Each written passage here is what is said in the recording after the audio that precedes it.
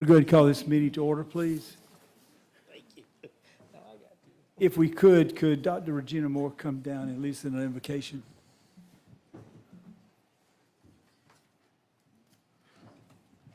How are you tonight? Well, thank you. Welcome. Thank you. Ladies and gentlemen, members of the Kershaw County Council, esteemed guests, and community members, we gather here today in a spirit of unity and mutual respect, recognizing the diverse tapestry of faiths and beliefs that enrich our community.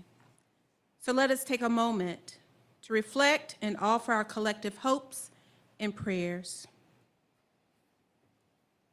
We turn our hearts and minds to those who are experiencing homelessness in this county. May they find shelter, comfort, and hope. Let us work together to provide the resources and support they need to rebuild their lives with dignity and security. May our compassion guide us to actions that make a tangible difference in their lives. And tonight we celebrate the achievements of our recent high school graduates who have reached a significant milestone in their lives. May they be blessed with opportunities, wisdom, and the courage to pursue their dreams. We pray for their safety, success, and the fulfillment of their highest potential as they embark on new journeys. And tonight we offer our prayers and support for the leaders of our local government. May you be granted wisdom, patience, and integrity in your decision-making. May you always serve with humility, keeping the well-being of all citizens at the forefront of your efforts. We ask that you be guided to create policies that promote justice, equity, and the common good. In these times, let us foster a spirit of goodwill among our neighbors. May we build bridges of understanding and kindness across our differences. Let our actions be rooted in empathy and respect, working together to create a community where every person feels valued and included. As we proceed with today's meeting, let us keep these intentions in our hearts and minds. May our discussions and decisions be guided by the principles of fairness, compassion, and a deep commitment to the welfare of all residents of Kershaw County. While I offer this prayer in the name of Jesus, and to the one who loves wide enough and deep enough to encompass all who believe in goodwill. Amen. Amen. Amen. Thank you. Doctor, would you mind leading us in the Pledge of Allegiance, please? I invite you to stand and join me in the Pledge of Allegiance. I pledge allegiance to the flag of the United States of America and to the republic For which it stands, one nation, under God, indivisible, with liberty and justice for all. Thank you, Doctor, so much. Welcome, everybody. Okay. Adoption of the agenda. I have a motion to adopt the agenda. Make a motion, we adopt the agenda. Okay, we have Mr. Cato. Do I have a Second. second? Okay, we have Mr. Tucker. Discussion. No discussion? Okay, all in favor, please raise your hand. Let the record show that's unanimous. All right, we have moved the Lugoff Fire Department, which was under new business, we've moved it down to number 5. And the reason we did that is they're our public safety personnel, they need to get back out on the road, so we're going to do that at this point in time. So number 5, if we could, Mr. Tucker. Public comments? First, let's get a motion, get on. Oh. No, we're going to do the Lugoff Fire first. Okay. Do I have a motion? Make a motion for the Lugoff Fire annual budget for 24-25 to be approved. Thank you. Do I have a second? Second. All right, discussion. Do we have that You on got a our? resolution. Would you mind reading it, Mr. Tucker? Well, I want to look at the numbers. Yes. That's what I'm looking for. Chief Spitzer. Yes, sir. Welcome. Appreciate it. You want to come on down to the mic? So, yeah, thank you. And anybody you want to bring, sir?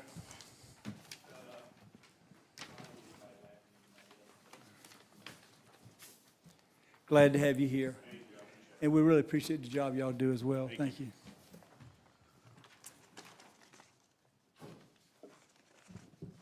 Should have been a packet distributed to council members We- last week. We got it. We Right. got it. If you would, go ahead and give us a quick overall. Overall, we saw an increase in the millage, which I think a lot of, well, most of the county saw that. And it did help us offset some cost, obviously. We've got a really good collection rate within the county. I usually base it around 96 to 98%, and that's what I've been seeing for the past, I don't know, since I started writing the budget. So we're pretty fortunate in that area. Of course, some issues we're always going to have is the fee and lieu. When we don't get invited to the table, we lose out, and that hurts us. I have negotiated in the past with Invista to create our own contract, and that's something we've had to do. That was even before for myself with previous administration. I did have to up it. One of the things we have to look at is we're no different from anybody else. Public safety, we're being annihilated. I mean, there's just no other way to say it. We're not different. We see inflation just like everybody else does. I was given a quick example just a little while ago. Somebody who lives in my district. Cost of a fire truck has went up 120% since 2011. Fire truck will roughly run you around 10 years if you're lucky. So we get 10 years out of a fire apparatus. 2011, a $500,000 fire apparatus is costing us $1.2 million now. That's bare naked without any equipment. So what we did is, of course, just kind of went bare bones, and you have wages there in front of you, and that's should be a line item number one. One of the things that really, really does affect us is the wages. I know that number has increased, and you'll see because we were able to give 2% and 3% increases. Still does not change the fact that I have a 15-year lieutenant making $12 an hour to put his life on the line, work endlessly, make sure he has a part-time job to supplement his income. But the other thing that is really hurting us is South Carolina retirement. We can't get away from it. We got to have it. We see a 21.5% increase. We had a halt the COVID year. We were at 18.5. We're at 21.5 now. That's employer contribution. By the time it's all said and done, you're about 32%, including the employee for retirement. Retirement's great, but we went from fighting a battle and being told that our public safety would possibly be able to retire at 20 years. Not only did they annihilate the 20 years, but they jumped us from 25 to 28 years. One of the things that we really have to look at is our fleet maintenance. I mean, if you go to number 7 there, I've got a very small number for fleet maintenance. New trucks these days are very expensive to run. But that's how I had to balance the budget. I mean, that's nothing. Now, of course, I don't count fuel. So there's a lot of different things. Overall, everything pretty much is in line with a lot of what we did last year. I didn't make a whole lot of changes because we simply couldn't.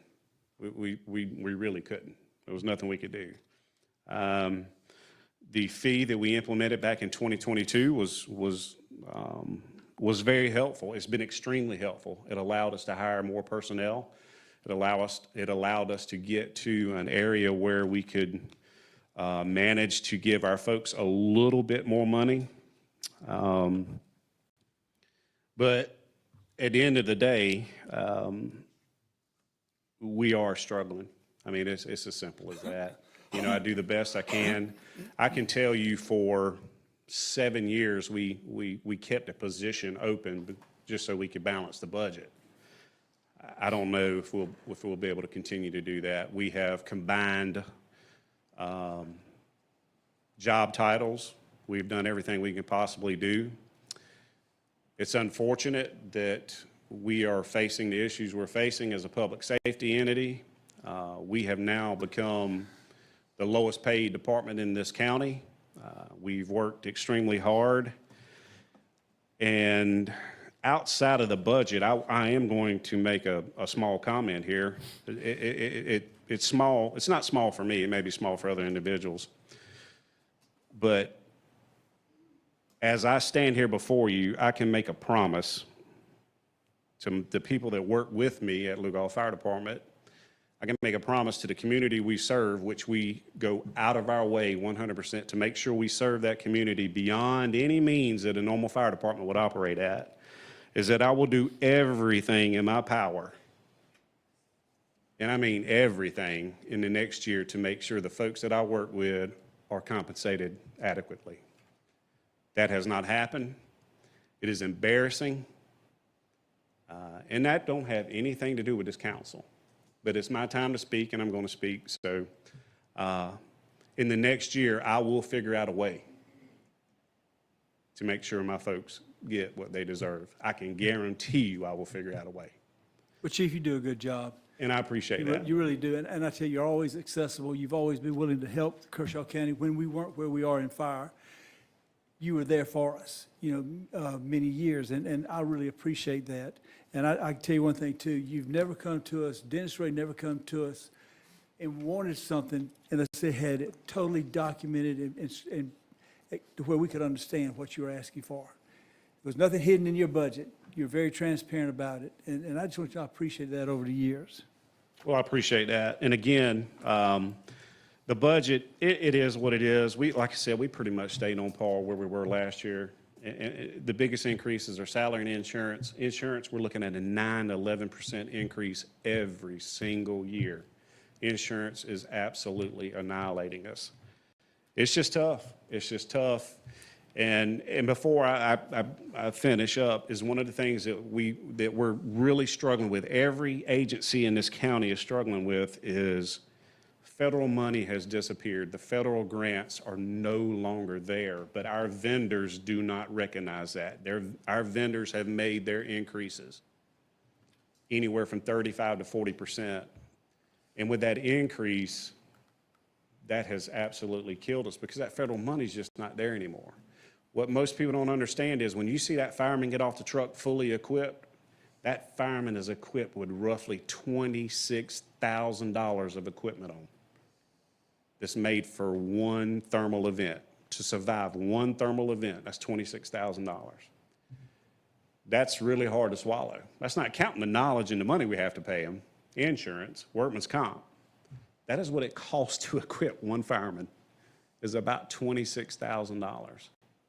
So we have to find ways to make sure we can continue to do that. End of the year is when our budget year is when we kind of try to make our decisions on what we can and can't afford. It's kind of last minute spending, where you've saved up all year, where you struggled all year.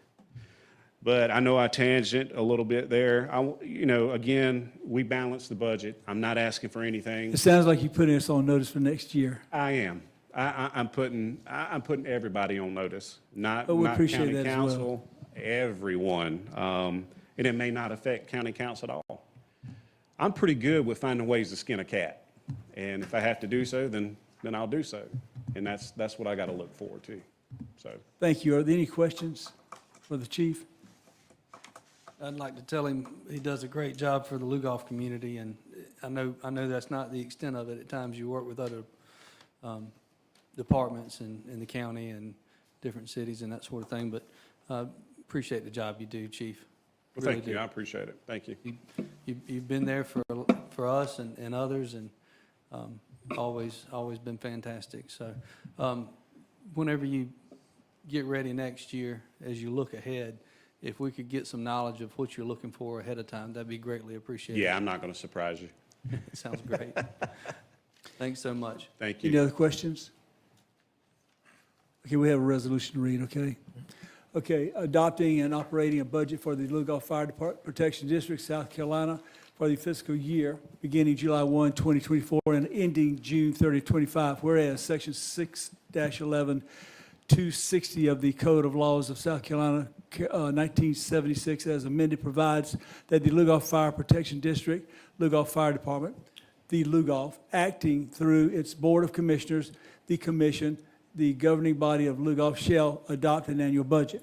Whereas the Fire Chief of Lugoff has prepared an estimate of revenues and expenditures for the fiscal year beginning July 1, 2024, and ending June 30th, 2025. Whereas Section 6180 of the Code of Laws of South Carolina, 1976, as amended, requires that Lugoff Fire provide notice and hold a public hearing prior to the adoption of their budget. And whereas the Commission has reviewed the proposed operating budget and its accordance with Section 6180, held a public hearing on the proposed budget on May 20th, 2024. Now, therefore, be it resolved by the members of the Commission duly assembled that the fiscal year 2025 budget, a copy of which is attached hereto as Exhibit A, is hereby adopted as the official operating budget for Lugoff during the said fiscal year, adopted the 20th day of May 2024, and signed by your Commissioner Chair and also Secretary. All right. Any questions on that, guys? Okay, we've already done a motion and a second. Correct. So let's, no more questions. I'll make sure Who you've was the had your second, time. Ms. Hannah? Thank you. All right, no questions, Mr. Jones. All right, all in favor? Good job, Chief. Oh, thank you very much, and I appreciate every member up here. Thank you for allowing me to come up and even speak. I didn't think I'd get a chance. I didn't really ask for a public presentation, but you gave me an opportunity. Thank you for lending your ear to me, and I look forward to working with every one of you. Well, we as wanted to usual. hear from you. You've been there for us through the years, and so is Dennis. Thank you so much. Thank you. Thank All right, you, Chief. thanks. Okay, moving right along. Public comments. See attached rules for public comments. Mr. Brazel, would you mind reading the rules out for us real quickly, please? Yeah, be happy to. Public comment is an opportunity for members of the public to share information with council. Public comment is not a time for debate with or questions and answers from council. Public comment is a time for council to receive input. Public comment is not a time for council to respond. In short, during public comment, council will listen to public comment but not comment on public comment. Individuals requesting to speak must sign up with their name, topic, and phone number. Offensive and inappropriate comments will not be tolerated. If a group would like to speak to council, we request that a spokesperson be selected and that this person indicate the group he/she is representing on the sign-up sheet in his or her comments. Public comment period is limited to 5 minutes maximum allowed per individual speaker, with a maximum time of 30 minutes as the agenda item. If more than 6 people sign up, the total time of 30 minutes shall be divided by the number of persons who signed up, and each person shall be allotted the resulting time. 30 minutes divided by the number of people equals allocated time per speaker. Public comments to council as agenda items shall continue uninterrupted to be live streamed by audio and video where available until public comments agenda items are finished and concluded. That's all. Okay, thank you. How many people did we have sign up, Mr. DeBose? 6.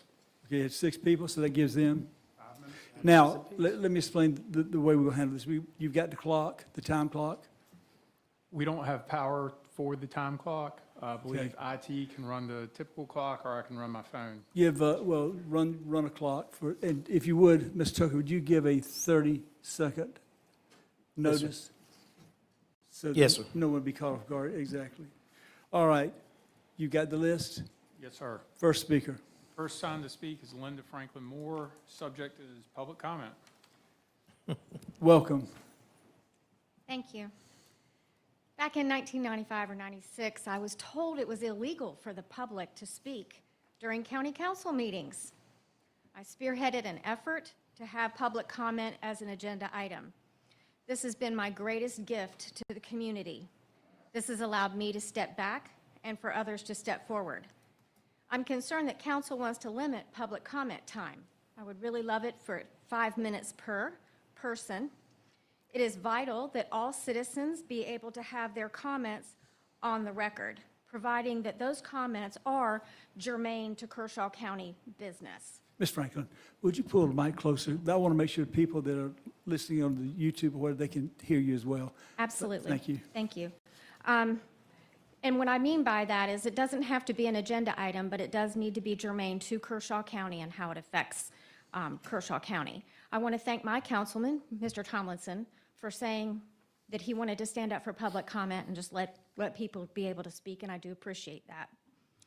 Council members in the past have railed against backroom meetings, straw polls, and business in the shadows. Limiting public comment does just that. Say some members the members are saying that the meetings are getting too long. But just remember, you did run for office, you spent your money to run for office, and you get paid to be here. Staying a little longer at the meeting will cost less time than your phone ringing off the hook with those backroom conversations that I mentioned. I ask you to please reconsider and allow each speaker to speak 5 minutes. Thank you very much. Thank you, Ms. Franklin. And yes, you have been a champion for those rights. I remember that. All right, next speaker. Tom Webb III, litter ordinance. Tom Webb III, come on up. Good evening, Mr. Webb. I'm going to turn in my can this time. I keep trying. And another can. Your litter ordinance sticks in my craw. I can't let it go. I've looked at it very hard, and I keep coming up with the same conclusion. It's a bad litter ordinance. The law signed by Governor McMaster is a litter law, and it's protective of private property somewhat. And punishment fits the crime. A little bit of stuff like cigarette butts, and you get $25 to $100 fine.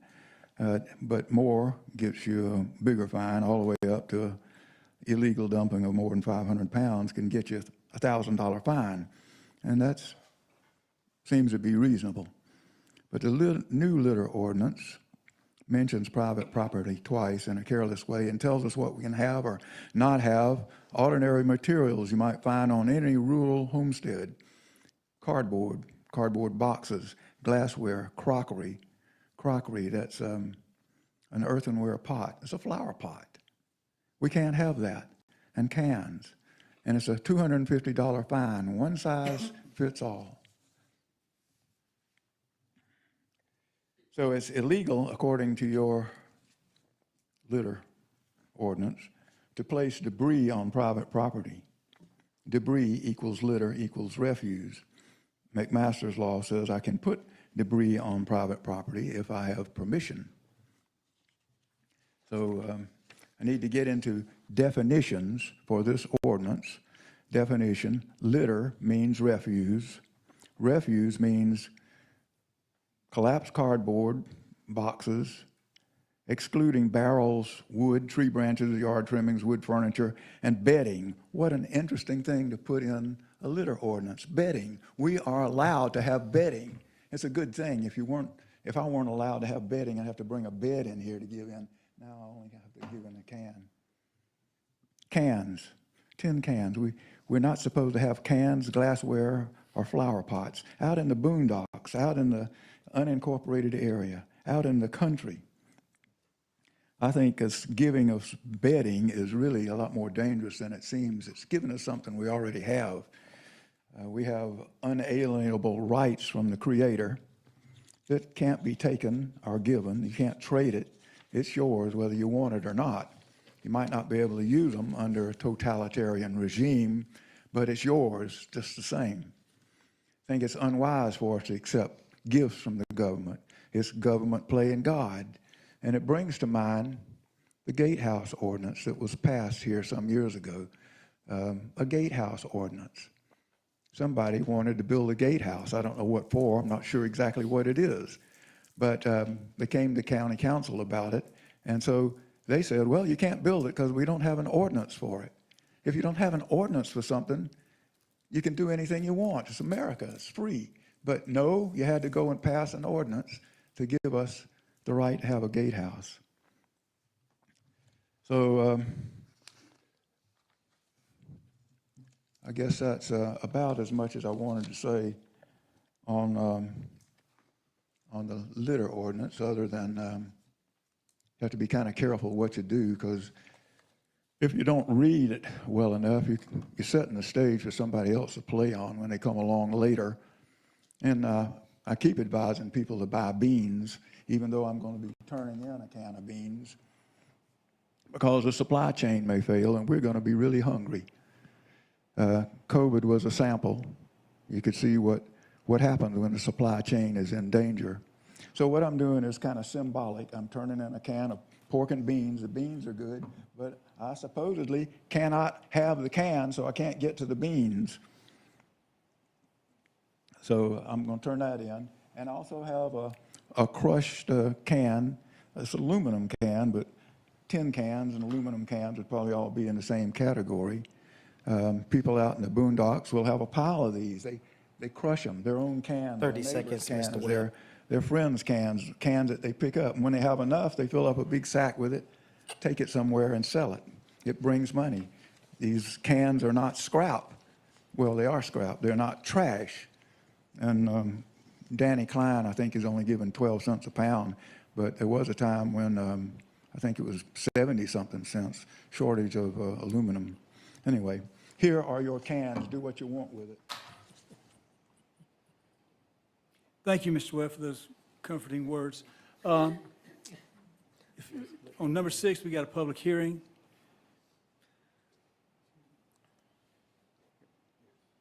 Oh, I'm sorry. He was the last person. Next speaker is Linda Canitzer on overdevelopment. Thank you. Welcome. Can you repeat the name, please, sir? Linda Canitzer. All right, thank you.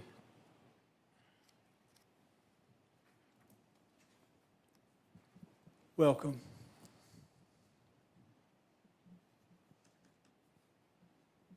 You may begin. Vice Chairman Jones, council members, I'm not going to start my comments until every single one of you looks at me when I'm speaking to you. I'm respectful to you. I don't even have my cell phone on me. It's out in the car turned off. When you're talking, I look at you. I watched you all last week here on the live stream. I didn't like what I saw.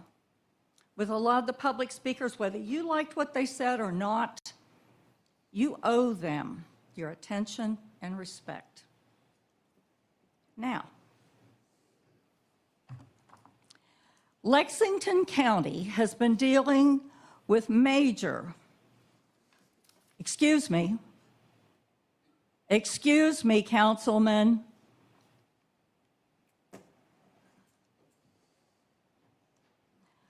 Lexington County has been dealing with major overdevelopment problems for some time. Recently, a group calling themselves Protect Lexington's Future has been formed to replace the entire Lexington County Council.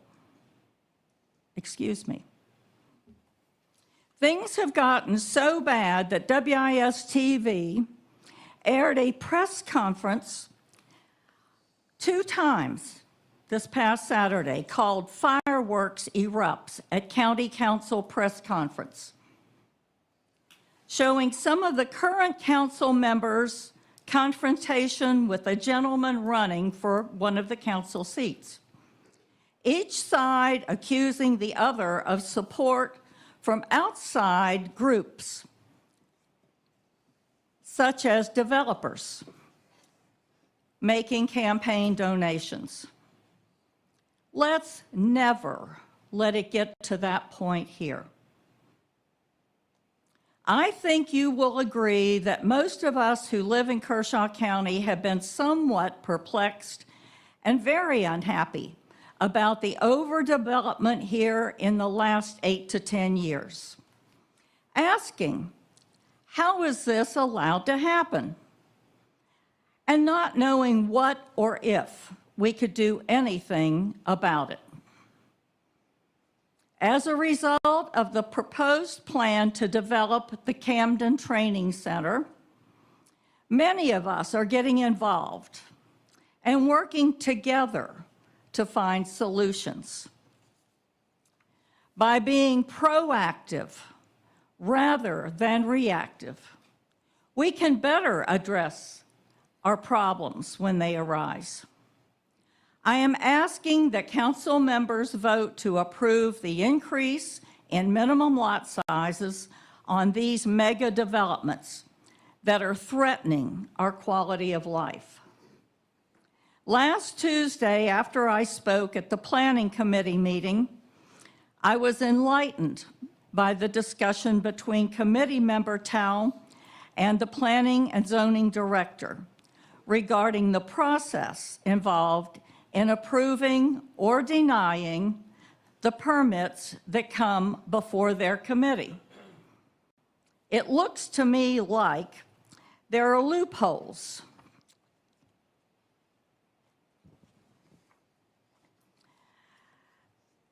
that applicants are aware of that are getting permits approved without the committee itself making the final decision. Please look into the current process so we aren't missing something. Let's work together. I do have faith in the people serving on our Kershaw County Council and Planning Committee, and I do believe we all have a common purpose. 30 seconds. To keep Kershaw County a great place to live. Thank you. Great job. Well said. Next speaker is Lynn Canto, ordinance 1/2 acre. Welcome. Welcome. My name's Lynn Conto, and I'm here to talk to you about increasing the lot size for building homes. I want to thank you for considering the change of this ordinance to allow the increase the minimum lot size to 1/2 acre for single-family homes. Visually speaking, this is about a half of a football field. This is an ideal for home builders and providing living space with privacy and less noise. It allows for a large house, spacious yard, and even allows for small gardens and animals. This option preserves the traditional small-town charm and community that Camden's familiar with. However, let's take a trip back in time. Did you know on March 28, 1786, Senator John Lewis Gervais introduced a bill to create a new state capital? Columbia, as we know it today, won its name an 11-7 vote. The commissioners in Columbia wisely designed their town of 400 blocks and a 2-mile square along the river.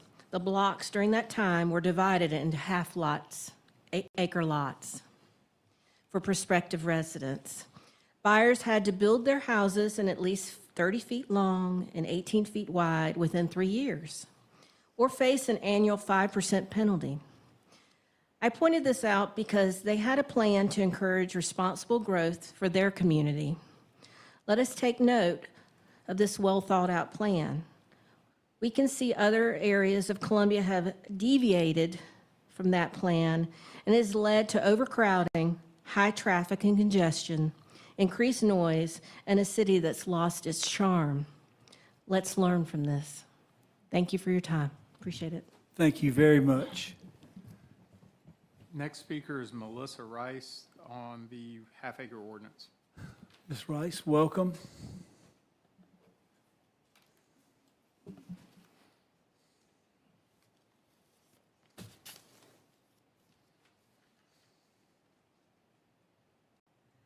Thank you for allowing me to speak again this evening.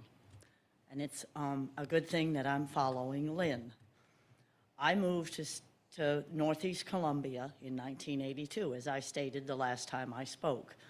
I worked at Wildwood Stables and lived there until 1993.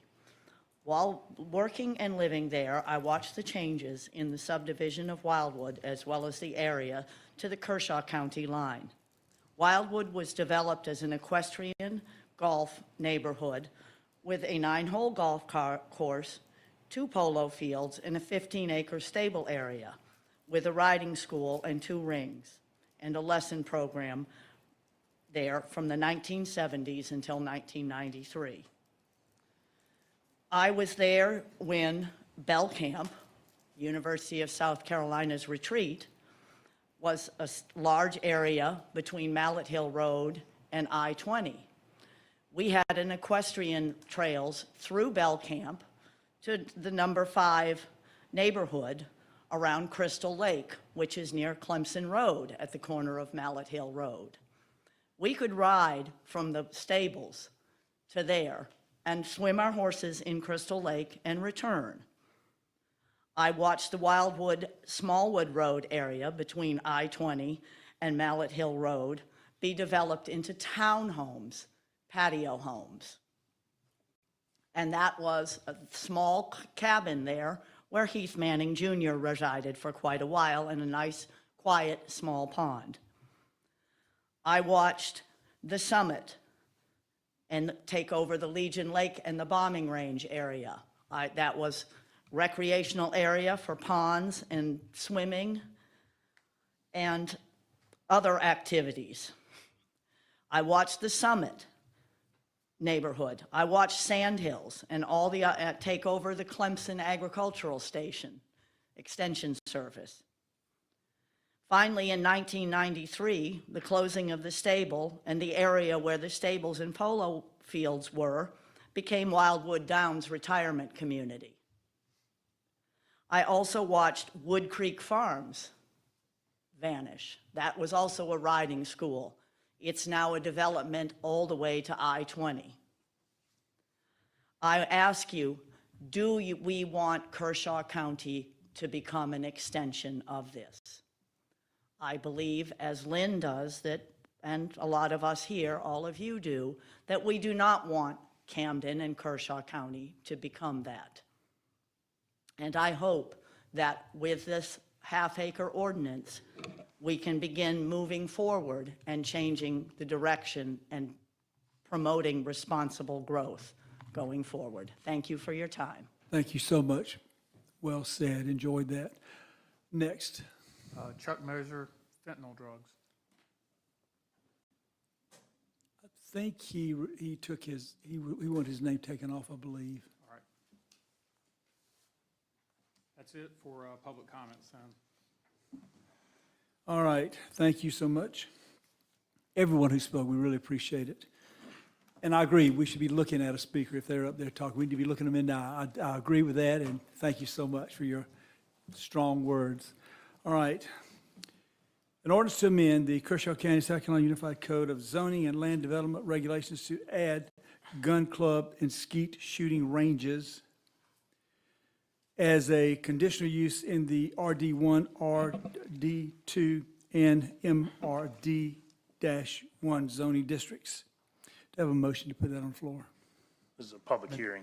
I'm sorry, do I have, it is a public, let me get us in there. Public hearing is open. Is there a list of anybody? And if there's not a list, we want to welcome anybody. Yeah, Mr. Vice Chair, one person is signed to speak, Mr. Tom Webb III. Okay, and if I could say too, folks, if anybody else wants to speak, please sign up, and we'll be glad to have you up here. Mr. Webb.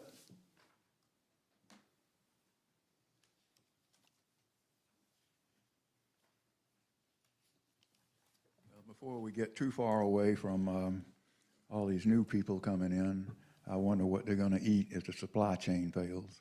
They're going to be hungry, and you're going to have chaos. We need corn. I don't understand some things about bureaucracy. Maybe that's good. And about the shooting range ordinance, again, I think it's unwise to accept gifts from the government. There are all kinds of rights we have already, like water drinking rights. We're going to look at me.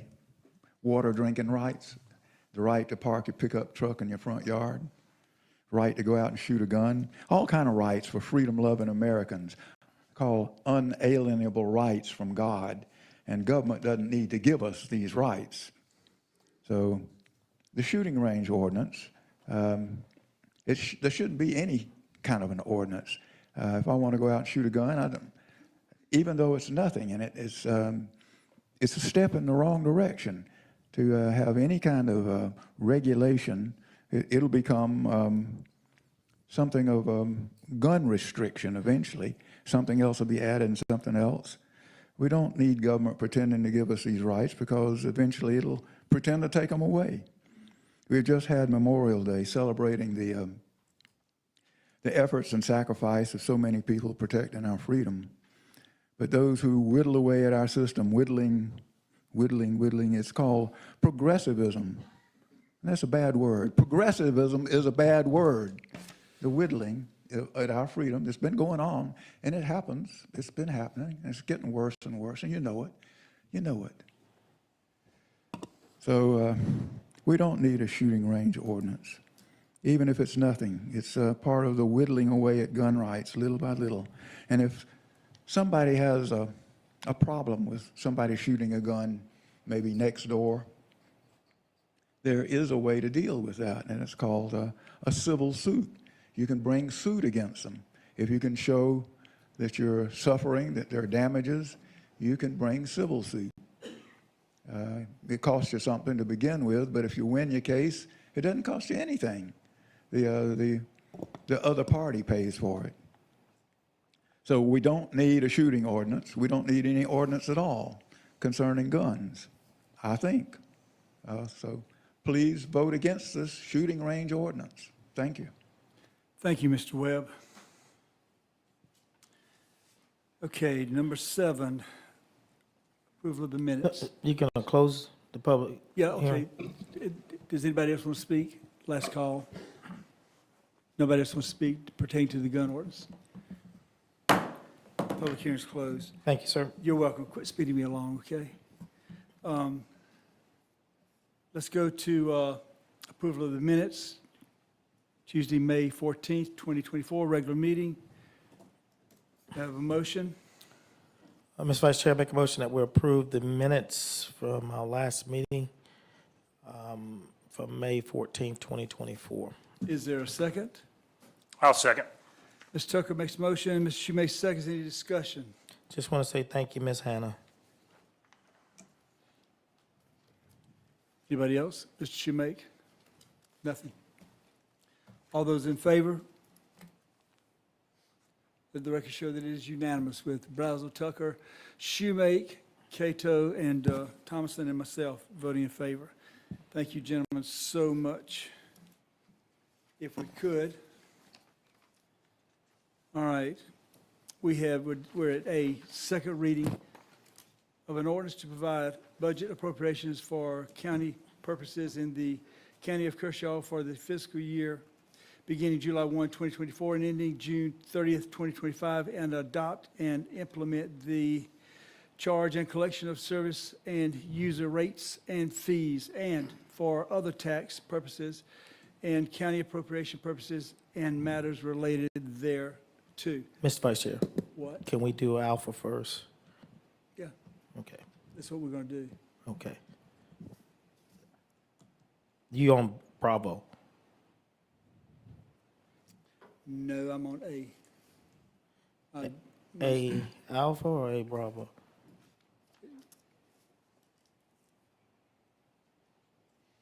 Yeah, okay, my agenda sheet didn't. Okay, how did I get that? All right. His, got his agenda did have, Yeah. just to his credit, Yeah. Bravo was listed as Alpha on his agenda that he has printed. All right, Okay.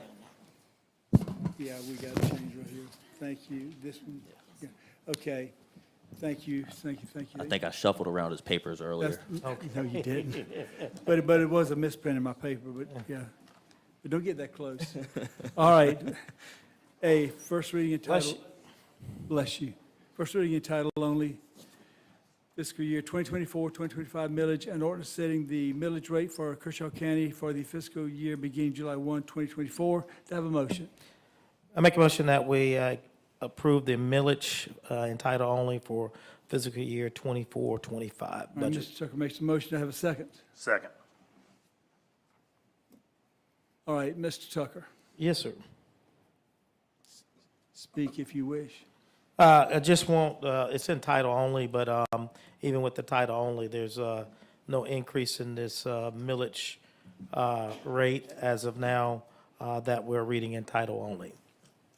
And Okay. the reason why we're doing this, No millage increase. correct, and the reason why we're doing this is because we adopted an ordinance, not just a resolution, an ordinance saying that we will set the millage as we set the budget, so they could all end by June 30th of the end of that fiscal year we're working in. So this has to be done in accordance to our ordinance by the time the budget is read on its third reading, and it will meet together in June. Thank you, Mr. Shoemake. Nothing. Where'd Mr. Brazel go? Little boy, There he sir. is. Do you have anything you want to say pertaining to the millage ordinance? The millage, do we have the rate, the new rate? Sorry. This doesn't include, oh, No, you want the new value rate, is what you're Yes. saying? Oh, okay. Yeah, there's no millage increase in this whatsoever. No, but the rate, the value of the mill grew. It's 310,417. $310,417. What was it last year? 302. 302. All right. Just getting an idea of how it changed from last year to this year. Thank you. This title only, I was telling them, doesn't have any increase in it. It's just title only. Okay, And the rate, it's in the value. guys, any other discussion, any other questions? No, sir. Thank you. Okay. All those in favor, first reading in title only, the millage, raise your hand. Let the record show that Brazel, Tucker, Shoemake, and Cato and Thomason all voted in favor, Jimmy Jones as well, so therefore it's unanimous. Thank you, gentlemen, so much. You're Now, welcome. okay, we'll go to the next reading, and that's second reading of an ordinance to provide a budget appropriations for purposes of Kershaw County for the fiscal year beginning July 1, 2024, and ending June 30, 2025, and adopted, and implemented the charge and collection of service and users rates and fees for the other tax purposes and county appropriations purposes and matters related thereof. Do I have a motion to put it on the floor? Mr. Vice Chair, I make a motion that we approve the second reading of our budget for the fiscal year 24-25. Is there a second? I'll make a second. There's a second. That's on the floor for discussion. Mr. Tucker? Yes, sir. So as it stands right now, I would like to open up the floor and ask the administrator to give his request to council, and then I can go from there. So, Very good. Let me just say a couple words right quick before we go to the administrator. I want to thank you and the Finance Committee. Y'all have done a great job. You've worked very hard. I may not agree. I may agree. I don't know. We're going to get into it in a little bit. But bottom line is you guys have put a lot of work into it, and I appreciate that. All right, Mr. Templer. Thank you, sir. Members of council, I just want to first point out to your attention the packet you received and that was advertised in compliance with our 24-hour rule has had slight modifications. There's an update to it in front of you. It's very nominal modifications, but I just wanted to, as we leave here today, y'all will have the most up-to-date working copy of the budget. As you know, this is a living, breathing document. We try to get things locked down as much as we can, but you know, there are some kind of last minute rather adjustments, and as it relates to revenue, and it's not any change that would reflect an increase. It's just shuffling some numbers and some money around from line item to line item. So, Mr. Templer, would you do me a favor? yes, sir. Give me an example of shuffling some monies around.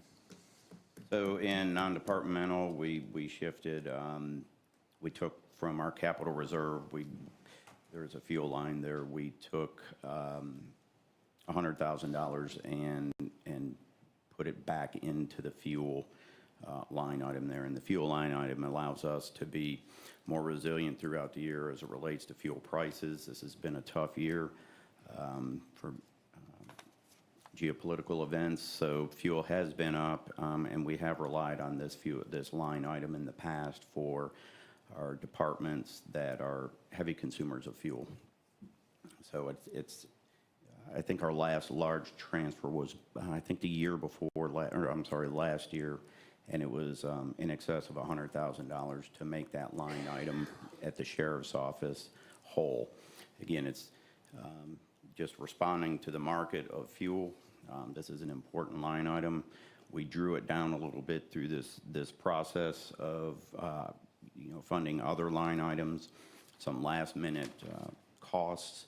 So and I just want to point out, it's no fault of the sheriff. He has a large fleet. They run 24/7, and fuel costs go up. So it's not anything that they did wrong. It was just they were underfunded for that particular year. We've made some corrections this year, but again, this is a fund we draw from periodically. Any questions? Yeah, so I'd like to make sure the information I'm looking at is correct. I didn't print the entire budget, but I brought the last page, and it shows that the budget that's proposed, the recommended budget for 2025, is $39,231,427. Is that correct?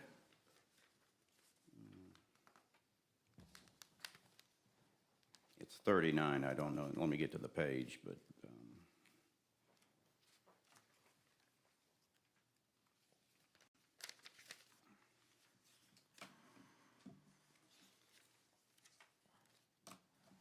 And while we're waiting, could we have Tyler come up to talk to us a little bit about the guts of the budget? Sure. Yes, if he's in the room, he's accessible. Oh, yeah, he's excited to talk about it. He loves numbers. Let it be forewarned that if a department head is ever in this room, council does have the right to bring them up to speak. Thank you. Mr. Chair, members of council, I'm Tyler Kirk, your budget manager, and I'm happy to answer any questions you might have in regards to the budget you have in front of you. Okay. I'd like to give Mr. Templar the opportunity to answer the question. Last year, we had a budget of $34,746,307, and the proposed change is $4,485,120, according to the budget that I received in my packet. That's roughly a 13% increase in spending, and according to all the knowledge I have, that is a budget that has no tax increase. Is that correct? Look at that smile. I love that. Yeah, there's a no mill increase with the budget proposed by our administrator. I love that smile. You lit up because you knew you did your job. Thank you. Mr. Russell Rousel, Sorry. would you ask him if this is going to carry through to third reading? Oh, well, I don't think he has any control over that. I think that's The administrator's budget won't change without a council motion. So the budget as it stands is the administrator's recommended budget. That recommended budget can't be changed by administration without further action from council. So, Tyler, tell us how Kershaw County has $4.5 million to spend, more than we did last year with no increase in the millage. So our mill value has gone up roughly 6% over the course of the last year, and we also kind of estimated slightly lower last year than what the mill value actually was, because we prepared these documents so far ahead of time. So that delta, Mr. Templer mentioned $302,000 being the value of the mill last year. Right. Our estimates when we were creating the budget, somewhere around 292. So that means we collected a bit more than we intended to spend. So some of that money has been used for capital projects this year. You'll see that in the on the revenue side of your budget as transfers from reserves, you'll notice it's about $1.7 million more than last year. And that's because of that difference between the estimates versus the reality. So we don't just spend more money than was appropriated, and if we ever do something like that, then that's what happens. You see a lot, if there's rapid inflation, housing prices might go up a bit quicker than we expect. So with the 1.7 million in additional revenue, that came from an underestimating delta. Is that what you're telling me? Yeah, so it's just, we keep a reserve requirement as set by council ordinance. How much is it? I would have to double check that for you, but by my recollection, it's something like 21% of operating for the general fund. How are we standing in that at the moment? Well, I can check that afterwards, but I don't have it in front of me right now. But basically, everything that isn't in that reserve requirement, we don't like to hold the people's money. So our administration plans to use that for the capital improvements that we have needed. So that goes straight from reserves to use immediately. You know, we don't sit on it if there are projects. And right now, that difference was 4.8 million this year instead of 3.1 last year. So we've got $1.7 million in underestimated expenditures, and Right, and that could be from a variety of things, not just the mill value. It could be, say, if a position in a department stays open all year that we hoped to keep full, you don't spend the money that way. And our ordinance doesn't allow personnel lines to be used for anything but personnel. So if we're unable to spend those funds, even though during the budgetary process we intended to, we end up using it for capital the next year, so that we're not sitting on that money. all right, so tell me where the other, I don't know, what is it, $2.8 million came from? Of course. So a little bit over $1.2 to $1.4 million are increased tax revenue as a result of that mill value increase. There's also a $1 million increase in the expected interest revenue that we're going to collect over the course of the year through the local government investment pool. That interest rate that we've been getting has been particularly robust over the last few years. We're currently getting like a daily rate of something like 5.8% over the last month. And our Treasurer's Department manages that pretty aggressively to make sure that we can try to limit the money that we need through other sources. So there's $1 million more there than last year. So it's about $18 million in that investment? I can't tell you that off the top of my head, sir. I'll have to look it up for you, but I can do so after the meeting. Okay, so point A is there was 1.7 million in underestimated income. Do you think that the potential for this time next year for us to hear, hey, we've got an extra million because we underestimated again? Because I know you like to keep things safe for Kershaw County. We believe strongly in also making corrections if we're not exactly where we want to be. So I don't think you're going to see the same margin in the next year. We like to be safe, but you don't want to be excessive because then tax rates would be higher than what we would actually need. So the intent is to get safe but close, right? Not safe but 1.7 million left for capital. Sure, yeah. So we're always working to get closer. So when are we required to do another assessment? I would have to speak with the assessor about that one. I'm sorry, sir, I don't have that ready. You talking about the reassessment? Yeah. 2025. Yeah, so next year there'll be a reassessment. Property values will go up, and then that'll be another source of income. We'll see another increase because I know that I think my first year is every 4 years, is that right? Every five. Every five. Every five. Yeah, It that'd be happened right. on the 4 because you can extend out for a year, and we chose to do that. So that's why it came up within so early on you because we Well, rolled over. next year will be my 5th year, so that makes sense. Because I remember my first year, we had just had a reassessment, I think, in 2020. I can't remember the exact date, but I know we went over 1 year. We extended because we had some issues of software and transferring information and all that stuff, so we extended out, which by law we can't do. Yeah. We have to be absolutely. careful with that also, because in '22, we went backwards. So there was a rollback in taxes, and we lost value of the mill. So Really? Yes, sir. It's not always, typically, it's going to trend upwards more often than not, but you just have to be That careful. was, Mr. Tipler. What was that for? That was the first time, Mr. Brazel, too, I think, that ever happened. Yeah, I didn't recall that, but, It's .4, we went backwards. okay. Yes, sir. What was the reason? Just the way the assessment came in. Our Odd. assessment, yeah. So, and I know we're capped at what, like 2.9% or something? I'm not sure on that. I have a different cap in my head. I'm sorry. I could be wrong, but I know that if a property goes way up, or say it Oh, yeah. doubles in value, Yes. you can't Yes, can't yeah. assess it. Right. It's about 3% a Times year, two. Right. 15% in 5 years. Okay. That's how it works. Yeah, Okay, so Mr. it could be a 15% increase? Not one time, I'm saying it's 15 over 5 years, 3% each year. So the property can grow. Okay. All right, so when Act 388 came in, my property at that time was only increasing between 9 and 10%. It actually was a property tax increase to me. The people that saved money was the homeowners on the lakes and not the beaches on the coast, because it dropped their taxes significantly and spread it out across the folks throughout the state that property didn't grow in value that much. Yeah, so if your property grows in value, your tax grows in value.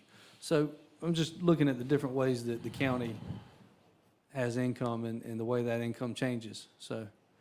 There's also, not as significant, but, you know, if we expect more fee use, for example, you can look through there and you can see small adjustments either way. Some departments are expecting fees to go down, some are expecting them to go up. It's going to vary based on the service and based on expected demand. So we usually have to rely a lot on historical data for that, and our population growth for when we make those projections.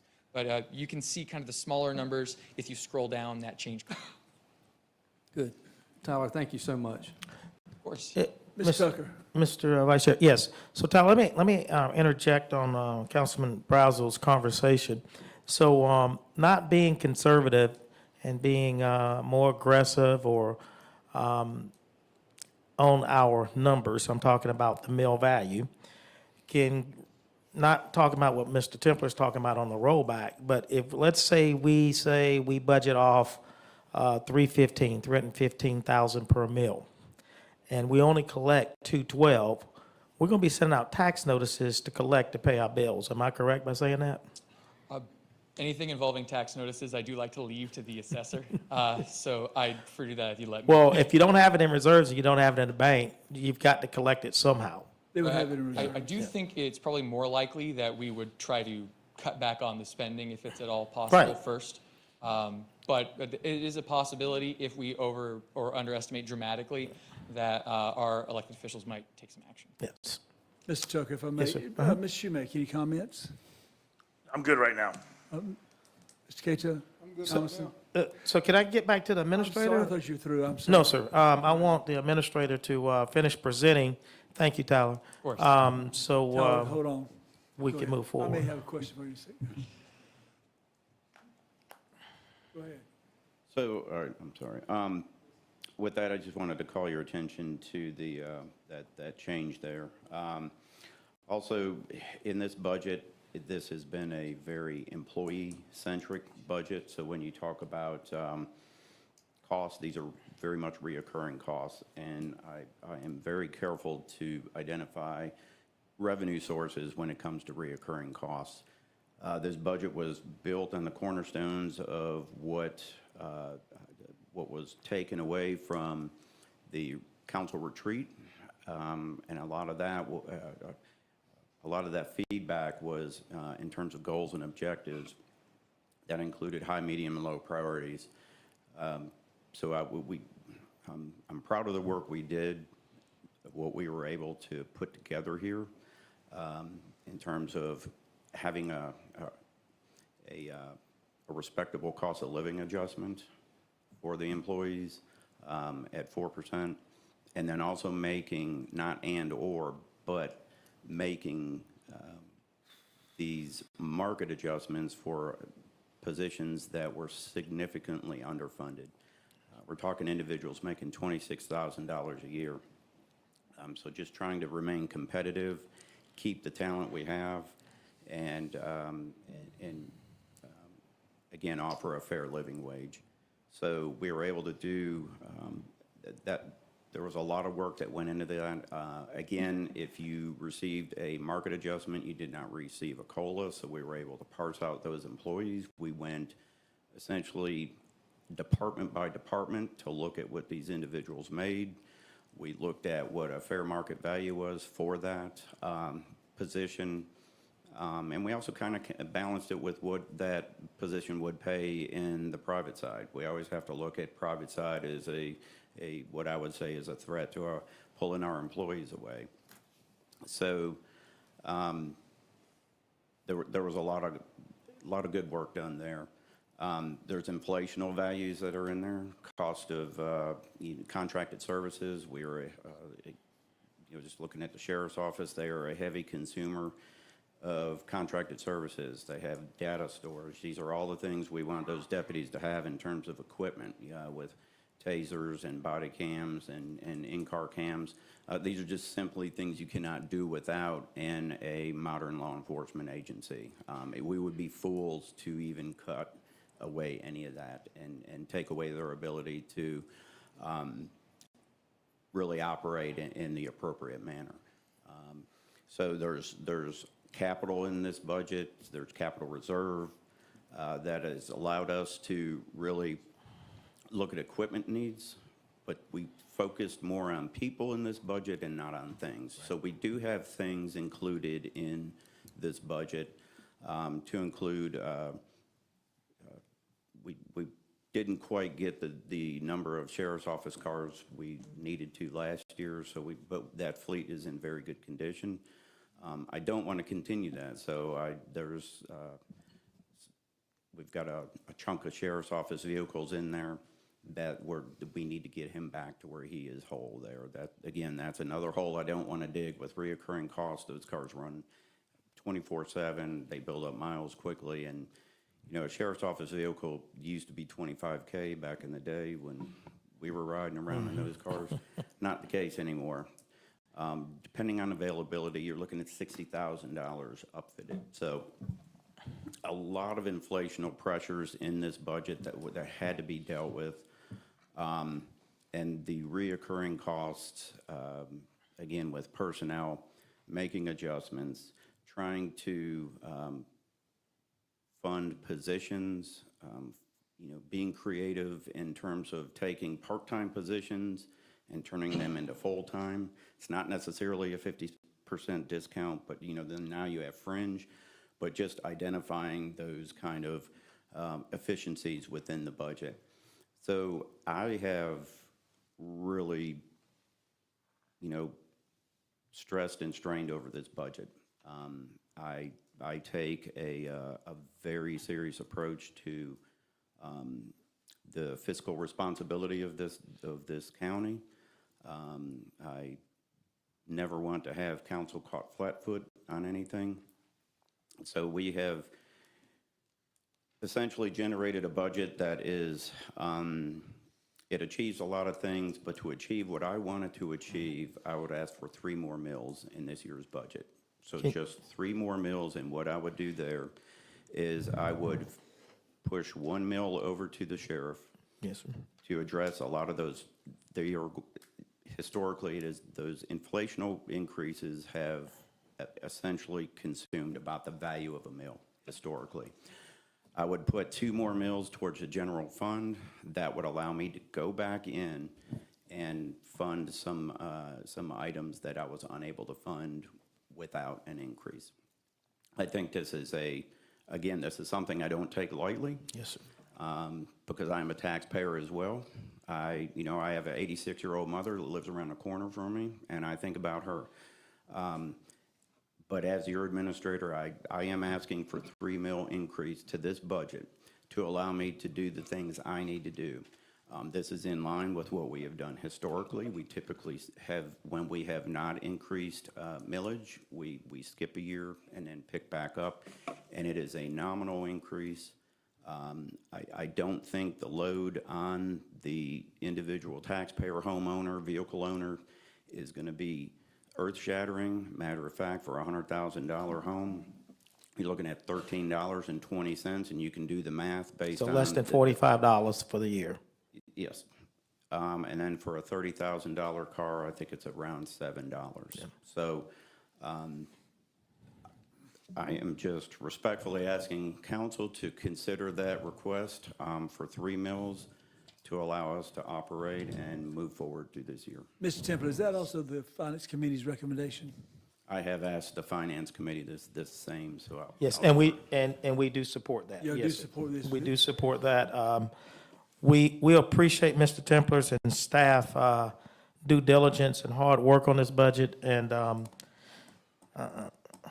Gerald may not like this saying that I normally say, but it was like pulling chicken teeth from the administrator to try to get him to tell us, because as he stated, he takes this budget serious, and he had done a wonderful job on trying to balance it. But according to our goals from our retreat that council set, what he's doing is in line with what council gave him the guidelines to do. And I am, as an individual council member, very proud that he's putting funds back into the people, because I can tell you now that this organization called county will not be able to run if you don't have good people to give you services.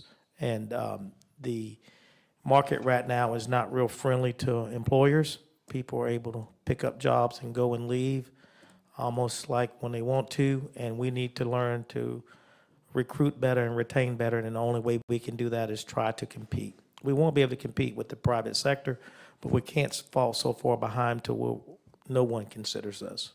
Can I ask a question? Yes, sir. So, just to clarify, Mr. Templar, you're asking for a $3 million increase.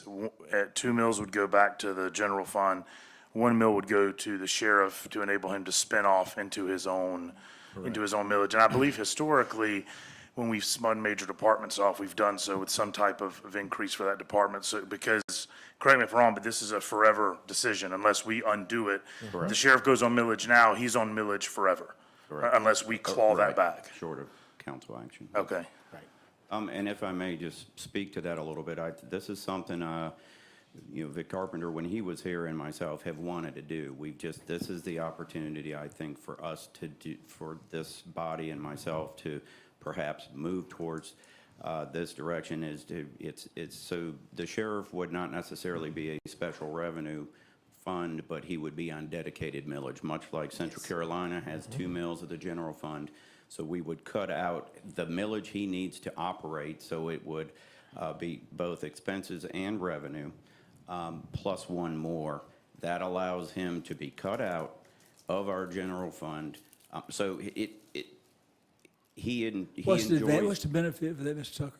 I mean, Mr. Templer, what's the benefit of that? So, because with the sheriff's office being such a large portion, and just by design of our budget, again, it's a large organization, a lot of turning parts there.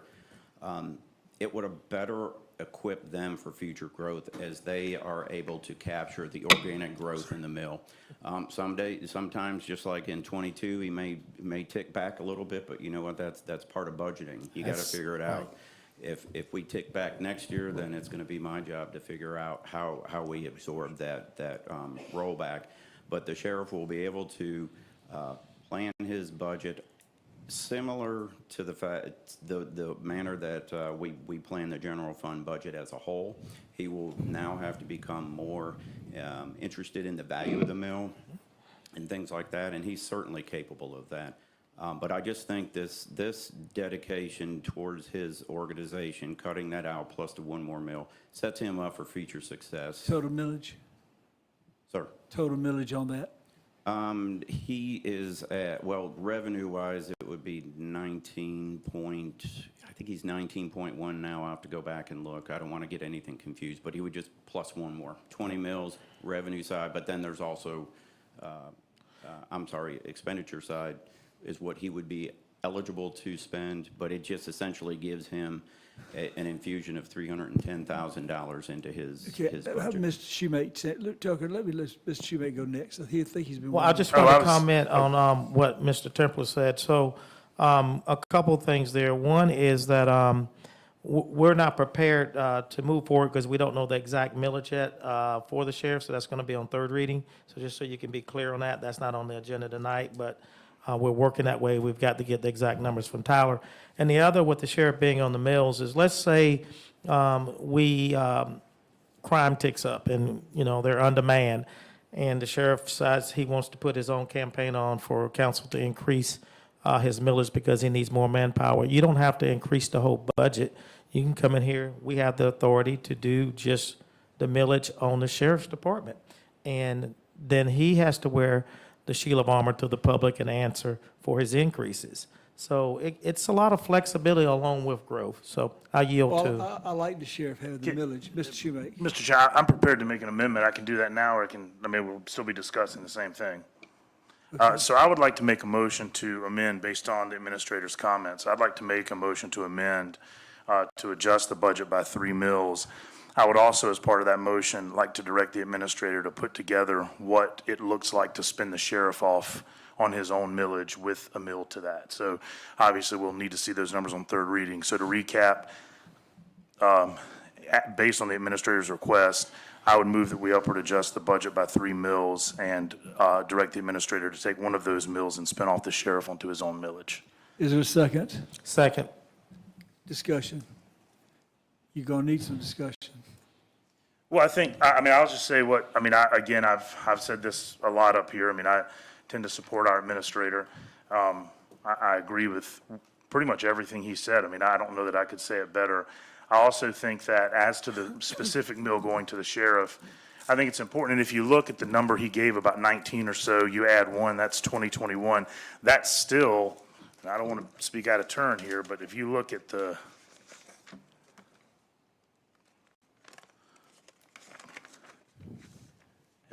Kershaw fire millage, they're at 25.8 mills for the Lugol Fire Department. And I understand we're talking about different departments, but you're talking about a mills of 25.8. The sheriff, it looks like, would still be even a little bit under that. So I think that, that puts the sheriff in a place where he can be competitive going forward. And as Mr. Tucker mentioned, the sheriff can make a direct appeal from this point forward. People getting their tax bills will know exactly what mills are going to the sheriff's department. But again, I don't know that I could say it better than Mr. Templar did. And those- But like the fire department, like the fire department, we have to approve that millage if they want an increase. Oh, He can't- correct. We're the only governing body. Correct, we'd have to, what I'm saying is, we'd be able to say, like now, if we increase the sheriff's budget, we do so by putting all the mills together. Sure. Then we'd be able to say, we'd be able to define exactly what we're increasing in future years. Thank you. I get it. Mr. Templer, would you mind giving me so what a 3 mil increase would be on a $100,000 home, and for a 300. $40,000 car, $50,000 car, what would that be annual for the 3 mills? For the 3 mills on a $100,000 home, that'd be $43, $44. $44. Okay. And then for that vehicle, it's going to be less than $10. Okay, for so 40,000, because just projecting there. Okay, so around $50 increase On $100,000. on $100,000. So you just triple that for $300,000. Yes, sir. Is that right? I thought it you was said just a minute ago it was like 13. Well, he added a a car in there. That's why he Yeah. said 50. He added the car in there. No. I think Danny may have tripled it on accident. What? Yeah, I thought it was I thought it was 1320 per 100,000. Yes. Guys, let me say this while he's looking for, excuse me, let me just say this while he's looking. Mr. Browse, I want to say this, make it perfectly clear while they're looking for that. I have a big problem when we can find $1 million, but yet we're raising taxes on citizens. That's always bothered me. And anybody who's known me the last 18 years, I haven't changed. That's just the way I am. I'm not against the departments moving forward and getting growth, but I have a problem. We come around and say, we found $1.5 million, or we found $1 million, we found $500,000. And Mr. Tuck, you know, I've said this many times before, with 18 years, because it's happened. But I do want to commend you, Mr. Temple, on having the all to come before us and present a budget as you did. And I think it's the first I've heard any administrator do in the past 15 years. At least you did come and stand up. I don't agree with it, but you just stand up what you thought was right for the county. But I'm going to tell you something, guys. This finding $500,000, this finding $1 million, something's not right. We got to get straightened out. Mr. Chairman. Go ahead. If I may. Please call me Jones. Please, Mr. Jones. My friend Councilman Shoemate, I wanted to point something out. I do agree with you on separating the sheriff's department and allowing them to have their own millage. Now, their millage rate will be the same as the county's, is that right? Correct. So their mill value is going to be $310,000. Looking at the Lugoff-Elgin, or the Lugoff Fire Department, rather, their mill is only valued at $53,500. So I think that's why they've got more mills. Yeah, so this year it's valued at 53.5. So I think there's a correlating value there between the mills, but I'm not sure why it's so different. But that's the sheriff's office budget is definitely much larger than Lugoff Fire. Just to have that clear on the record, I think sheriff's budget's going to be $8 million this year, Yes, sir, it's pushing that. and that was with no increase. I think it might go a little south of 8 million with no increase. just a but little under. yes. And yes, to your point, that takes a lot of millage to cover that, and that's a Herculean piece of our budget as a whole. Yeah, it is. Yes. It is a Yes, sir. large piece of the county's budget. Yes. Right. And I'm all for, I can recall my first year of being on council. Sheriff, he's in the back. How you doing tonight, Sheriff? Good. Good to see you. Always referring to the budget as a pie, and he just like for his piece of pie to grow along with the rest of the budget, right? He just, in other words, he wanted his percentage to grow organically and naturally. And that's what I think the beauty of county government is we do have a natural growth here in Kershaw County. And our property values have gone up. We're in a good county. People want to be here. Some of us feel maybe a little too many people want to be here all at once. But it's okay. We're working through those problems. But I'm all for separating the sheriff's millage and want to let that be known. I don't know that tonight I'd be able to support 3 mills, but I'd be happy to talk about it if my fellow councilmen would like to talk about how we can find happy medians and that sort of thing. I don't know how hard heels are dug in tonight, but I want to be someone who can find a budget that he can support. That's my goal. If I may, just to kind of further, you're probably wondering, like, why 3 mills? Why 2 mills for the general fund? Why 1 mill for the sheriff? Because, and I think we talked a little bit about the sheriff's piece. It gives him what I would consider some bridge money to go into next year and have a little bit of a tailwind with already having some organic growth from this year. I don't know what next year is gonna hold. We could have a rollback. I just don't know. But I know everything's getting more expensive, so that, again, gives him a little bit of a fiscal tailwind. But 2 mills on the general fund, that is just, in my mind, enormous.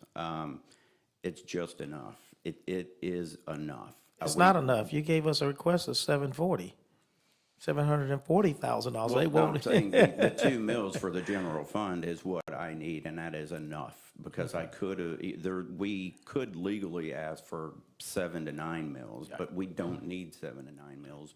This covers the costs of what our shortfall based on where I think this organization needs to be 12 months from now, not just 10 years from now or tomorrow. We're looking at the budget setting us up for success into the coming fiscal year. So 2 mills, it covers what I need it to do.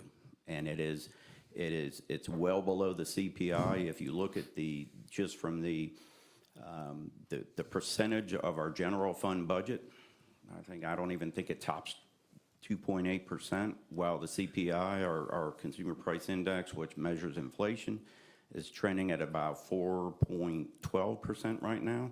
So we're able to do a lot with a little. All I'm asking for tonight is just a tad bit more, and trust me, I understand the weight and gravity of adding millage. So. Thank you, Mr. Temple. If I can piggyback one more time, and I know this is what you want, but I also want to know that when you spoke with the finance committee, Talk to them too. Yeah. Rosa calls it the spending committee. It was approximately $700, according to my notes, $740,200. That doesn't equal 2 mills. So you're making some sacrifices and still some hard decisions on some department heads. Right. Sure. Yeah, so it's about 120,000 short, but you're okay, you can figure it out from there. Is that fair to say, or is that? Yes, we will have unfunded needs going forward, but the ones I think are critical and key, we will go back and fund those. The ones that I think we can, maybe kick down the road a little bit, we'll look at those. Mr. Temple, thank you. I want to move on. Go ahead, Mr. Cato. So, Tyler, I'm going to put you on the spot.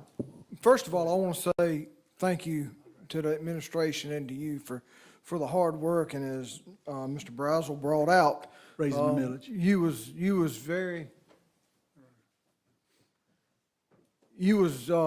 very happy to be able to present a budget that kind of equaled out, so to speak. But some of the issues that Mr. Templer's brought up here tonight. Would your professional opinion say that that's going to be best for Kershaw County if we go the route? And I know that's your boss, but I'm going to put you on the spot. Would you think that that's best for Kershaw County going forward to make sure that we are able to fund the needs of the county the way we need to fund them? So, full disclosure, as staff, I'm not allowed to tell you what would be best in terms of tax rates. There are elected officials that have to make those judgments, so I can't say best. Good comment, Tyler. Very well said. But what I can tell you is that there are over $2 million in requests that had to be rejected in order to make that no mill increase budget. It's a lot of very long hours in a reasonably nice conference room, thankfully, chipping away at things and then starting from the top and chipping away at things and going back to department heads and saying, how critical is this? And being told, oh, incredibly critical, absolutely essential, and still having to say, well, we can't do that. So I know that our administration team has fought really hard to cut those numbers down, because I take in all of those requests from department heads and all the supporting documentation for those requests. And if you look at that change column for each department going down, promise you that's not even half of what has been asked for. So would you say that's growing from year to year, from compared to last year to this year, as far as the amount of cutbacks we've had to make? Is it getting larger each year? That's a question I can't answer. I can promise that the difference between Put the mic on requests your that face, have been... please. If you talk in the mic. Oh, sorry, sir. I can promise you that the number of requests that were not able to be funded is higher this year than last year. And last year, due to our estimates, as we discussed previously, we planned to be relatively lean. So as those inflationary rates keep going, Tyler, the needs are there. It's just going to get worse. hey, counsel, let me say something for a second here. This is every year. I mean, we never have enough money, but we're always able to find 500,000 to $1 million, $1.5 million. But the mom and pop businesses in our community, which are the backbone of our community, not industry, because we're not textile. I don't think it'll ever come back to South Carolina. This is my opinion. We're a textile state. We lost bottom line is we gotta look at our mom and pop businesses, and, everybody's fighting for the same dollar. There's only so many pennies in a dollar. But yet we're sitting here saying, okay, I think it's gonna be a good thing for us to go ahead and raise the millage, 3 mills, and make things better for us so we can provide services. Local businesses don't have that opportunity to do that. They have to rely on the customers coming in. I was under the impression, and I'd heard a little bit of a rumor about a 3 mil, but I was under the impression that we were going to have a balanced budget presented tonight. And of course, we did, but we didn't. I'm going to say, we did present you with a balanced Oh my budget gosh, you now. just sat here and told us we had a balanced budget, and all of a sudden, bam, we're going. Well, that's what you do in second reading, you make amendments. No, you're not wrong, but I just don't like it. Okay, I can live with that. I can live with it too. But I want to know more, going ahead, I want to know more, Danny, about where the money is, where you're finding this money, when it comes to 100,000, 500,000, 1 million. And also, I want to be kept up with the reserves. How much do we have in our reserve fund now? Where we're at? Because I know for a fact that Gene Wise and I came up with a plan. He was the CEO of Target. He was on council chairman. We got together. We did a plan with our reserve funds and funded 4 officers. And by the end of that year, we had already generated back that $400,000 in the reserve fund. That's where I'm having my problem. But yeah, we want to sit here and ask for a 3 mil increase. Well, I would like to know personally, Go ahead, if I may. Yeah, go ahead, Mr. You know what? I commend you for being brave and asking for what you feel like you need. I commend you for that. I don't think I've ever seen that before. I would like to hear more about what those needs are. You spoke broadly about what the needs are that you feel so passionately about. Yes. I'd like to hear that from you. And Tyler, before you leave, I'd like to hear, you just smile, you just light up when somebody calls on you. This is my job. Right. You're a happy individual. I like that. Well, I can't smile knowing 3 mills are going into the budget right now, to be honest with you. Tell me how much of the money that we've seen grow organically, the $4.5 million increase in the budget, that's pre-additional mills.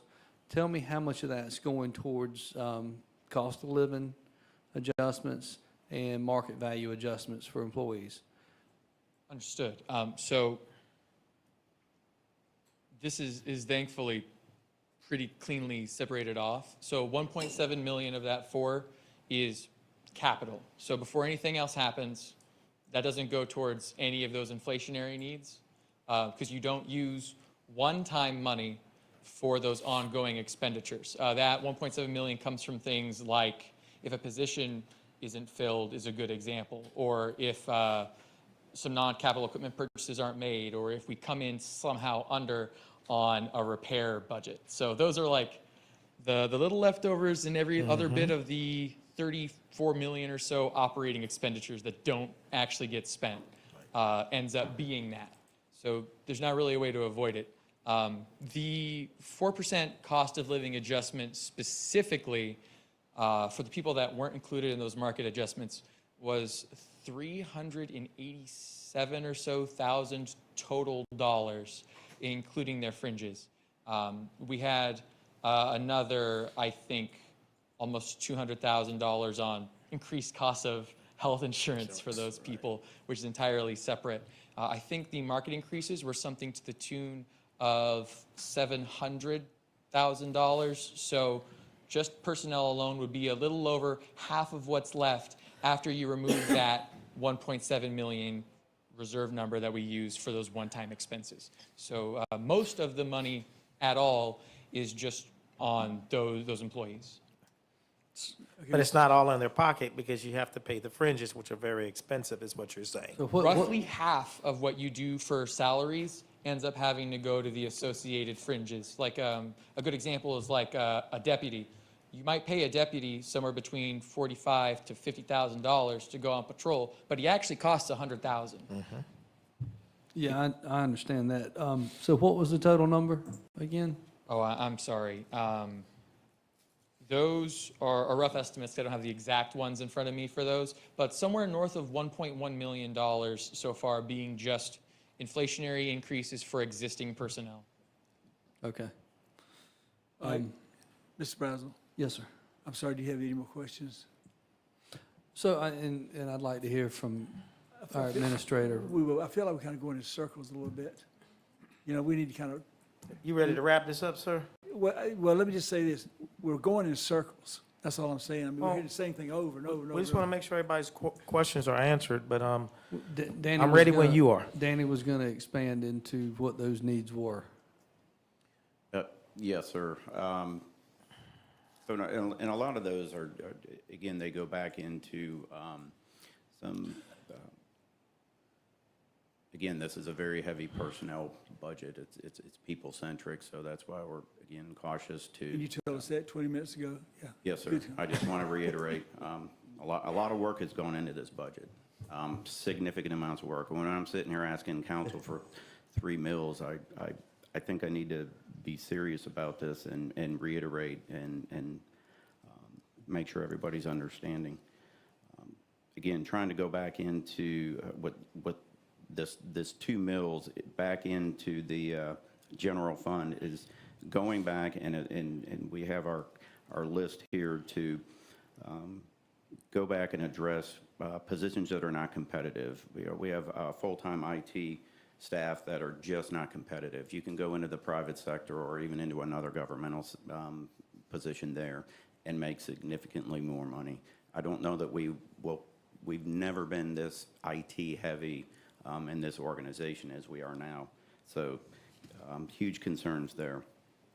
Unfunded line item requests, there's office supplies, local supplies, building and grounds, non-capital equipment, there's just a slew of things in here. You know, Mr. Templer, can I say this to you, Mr. Templer? That's been every year. It has been every year that we've had a slew of things coming. I haven't ever seen a budget in 40 years being involved in government, 27 years, 10 of that as a department head. I've never seen a year where we had enough money, and it was always wanting more and more and more. It just bothers me that we're sitting here, we're talking about a 3 mil increase. I think we could have a balanced budget. I think we could move forward with that. Well, Mr. Jones, you made a great point earlier. You say businesses, they make adjustments, and what businesses do for everywhere from a Fortune 100 company down to the lowest, hardware store in Kershaw County, they are able to cut services, they're able to reduce product, they're able to, massage sales. And I feel like in government, we don't have that opportunity. I can't even reduce hours at our convenience centers where that is just the solid waste department is something you're probably going to see next year. Yeah. We've got to figure that out, but I don't have the ability to cut services. I can't cut hours here and reduce costs. I can't not send the sheriff's office out. I just think, and I want you guys to listen to what I'm going to say, I just think you couldn't pick a worse time. Bless you. Bless you. Pick a worse time to raise millage on the citizens of Kershaw County. That's my opinion. And I think we've talked about it over and over and over. Does anybody else have anything they want to say on this on second reading? Ms. Thompson, go ahead. I would Call just for the vote. Yep. Exactly. Is that what you're doing? What's the No, vote no. on the amendment? Oh. Yeah, vote on the amendment, but just for transparency purposes, because I asked a question earlier and it was a little bit confusing, but Yes, and on a $300,000 house, we're looking at about $40.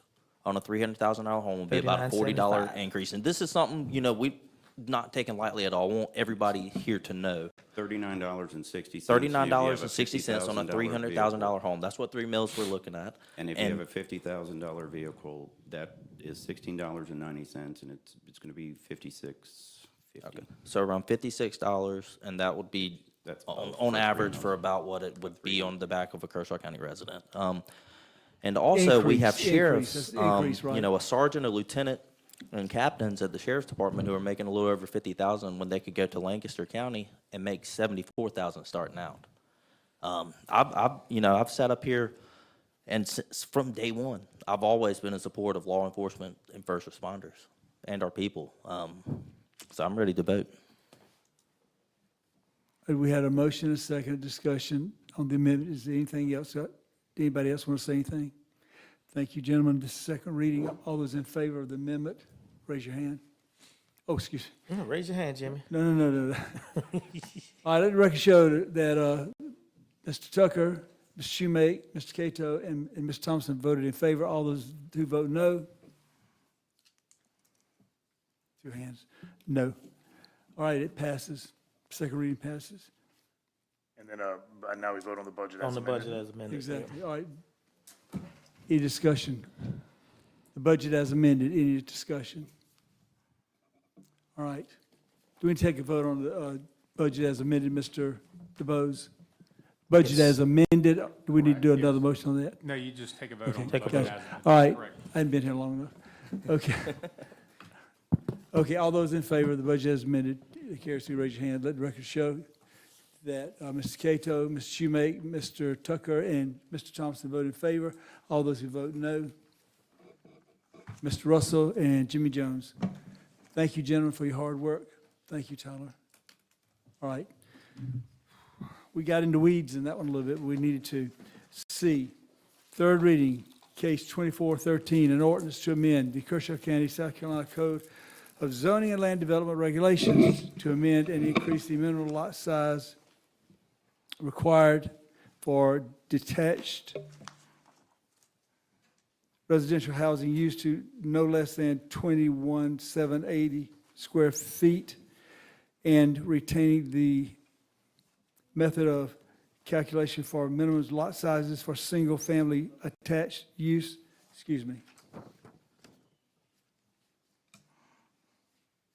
for minimum lot sizes for single-family attached use types in townhomes, patio homes, and multifamily apartment use types by requiring a minimum lot size of 15,000 square feet and the additional 5,000 square feet of lot size for each dwelling unit after the first dwelling unit, and providing that single-family attached use types, townhomes, patio homes, and multi-purpose family apartments development acreage of a major subdivision. Do I have a motion to put that on the floor? I'll make a motion that we approve third reading of case 2413. All right. Second. Second, okay. All this had to be said, or I wouldn't have said it in the motion. I had to get all that in there. That's a lot. I'd like the font a little bit bigger next time, please. All right. Okay, we had a motion. Who made the motion? Put it on the floor? I made the motion. Mr. Mr. Thompson? Brazel, second. Mr. Brazel, second. All right, it's open. Any discussion? We're at third reading, and I just want to again thank Councilman Brazel. This is a lot of, I think we have 4 or 5 public comments about this ordinance. This will, pass it at third reading. And again, I just want to thank Councilman Brazel for his work on this. I think the greatest issue facing our county right now ties directly or indirectly to sort of unchecked residential growth. So again, thank you, Councilman Brazel, for your work on this. Yeah, ditto. Back to you. You worked on it as much or more than I have, so I enjoyed working with you on it. And we've had some very passionate speakers tonight about this topic, and some of you I have not met and would love to meet, but I can tell you this, we've been thinking about this for a while now. It is not just something that popped into our head, and it's something that we take very seriously because we see both sides of the coin. A lot of jobs depend on home building, but we do want certain regulations here in Kershaw County. We want to keep the county special, and Kershaw County is special, and it's not a Richland Northeast 2.0. It's different. We do love our horses, and we love the people that love them. So thank you all for being here tonight. So looking forward to passing this. Any other discussion? Mr. Thompson? Cato? None. I think we've shown some strong effort to look at the housing development problem, and we made some good changes. And of course, Mr. Schumake, you've been a leader in it, so has Mr. Brazel. And I support this, and I support even going more with it. I hope that we can put our heads together and something can be done where the training center's at. I think we need to protect that if we can, somehow, some way. I don't know, but we've got to get together and talk about it. But anyway, this is some good stuff in here, and I appreciate it more than you'll ever know. One more thing I want to say, my wife told me that if we didn't slow growth down, she's I call her blue blood Lugolfian. She was born there and raised there and never lived anywhere else. She said, Jim, if you don't stop the growth now, you're going to make Lugolf and Elgin like Lexington County. And I agree with that. And I appreciate y'all's hard work and effort in coming up with these ideas. Let's keep it going, though. Let's keep going in that direction, okay? And I'll tell you, these speakers are passionate tonight, and I felt your passion. I respect that. I really do. And I thank you so much for being here and talking to us. Whether we agree or not, or we have a little bit of disagreement, it's not personal, it doesn't matter. Thank you for all of you being here. And we're all in this together. We're on your side. And we need your help when it comes to decision-making. All right, any other discussion on this? No, sir. All those in favor, raise your hand. Third reading. All those opposed? Well, bless you. Mr. Tucker. All right. Lord help me, help me. Third reading of an ordinance, Kershaw County Council to amend Chapter 12 of the Kershaw County Code of Ordinances related to emergency management, Kershaw County. All right, if I could have a motion to put that on the floor. Make a motion, we approve third reading of the emergency management for Kershaw County. Do we have a second? Second. Mr. Tucker. Thank you, Mr. Vice Chair. I just want to say I don't think anything's changed since the last two readings, and I'm in full support of this ordinance for our emergency management team. Gerald and staff and administrators, that you have done a great job on this. Appreciate it. Thank you. Okay, any other discussion? All in favor, let's raise your hand. Let the record show that's unanimous, all that are here. All right. Executive session. What? Would it be possible to move, because we have another reading of an ordinance, just move that right above the executive session so we can go ahead and get the ordinances out of the way prior to this executive session? You're talking about the second reading orders? Yeah, it's the second reading of it. Would that be possible to amend the agenda at this point? Well, I talked with the attorney. I don't think it's necessary. The executive session? Okay. I mean, we could talk about it, but I don't think it's necessary to, it'll affect anything, because do y'all want an executive session on it? We'll put one down. If you don't think it's necessary, I mean, we have another reading coming Mr. up. Bose. Yeah, I don't know that it's necessary at this spot on the agenda. Okay. I would like to do it in conjunction with the personnel matter at the end. It'll be extremely brief, but, yeah, yeah, I have why no can't we do that? opposition. Yeah. Okay. That way we Yes, can sir. have the Appreciate people it. here. Tom, Well, Skip number the 9. reason I moved it from middle, and I know it was where it needed to be, but it was in the middle of the agenda. And then we're going to go into executive session, leave everybody out here waiting for us to come back. I think if we do it at the end of the meeting, it's much better. And we're not going to be in there that long. We're going to go in there, do our business, and get out. We've been here too long now as it is. But we are going to make sure we do the people's business the proper, right way. All right. Do I have a motion to put us in executive session? I would move that we do not go into executive You session. do not want to go into executive Yeah, session? that's, Yeah, we Yeah. put it in conjunction with line item number 17. Okay. Yeah, so I would move to the extent necessary that we move executive session number 9 into number 17. And Mr. DeBose, you think we still need to have that executive session? Yeah, that's fine. The timing of it's not critical. It can go at 17. We already got one here. Yep. So we move on to line item number 10. Yeah. Okay, are y'all ready? Yes, sir. So we're going to include both of them at the end, Yes. Mr. Vice Chair. And we talked about it earlier today, but then there's some confusion about back and forth, whatever. All right. So we're right here.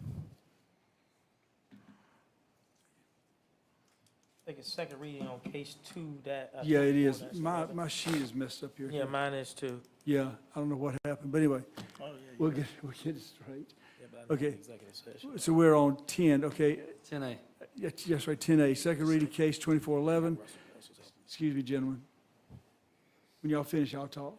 Well, please talk.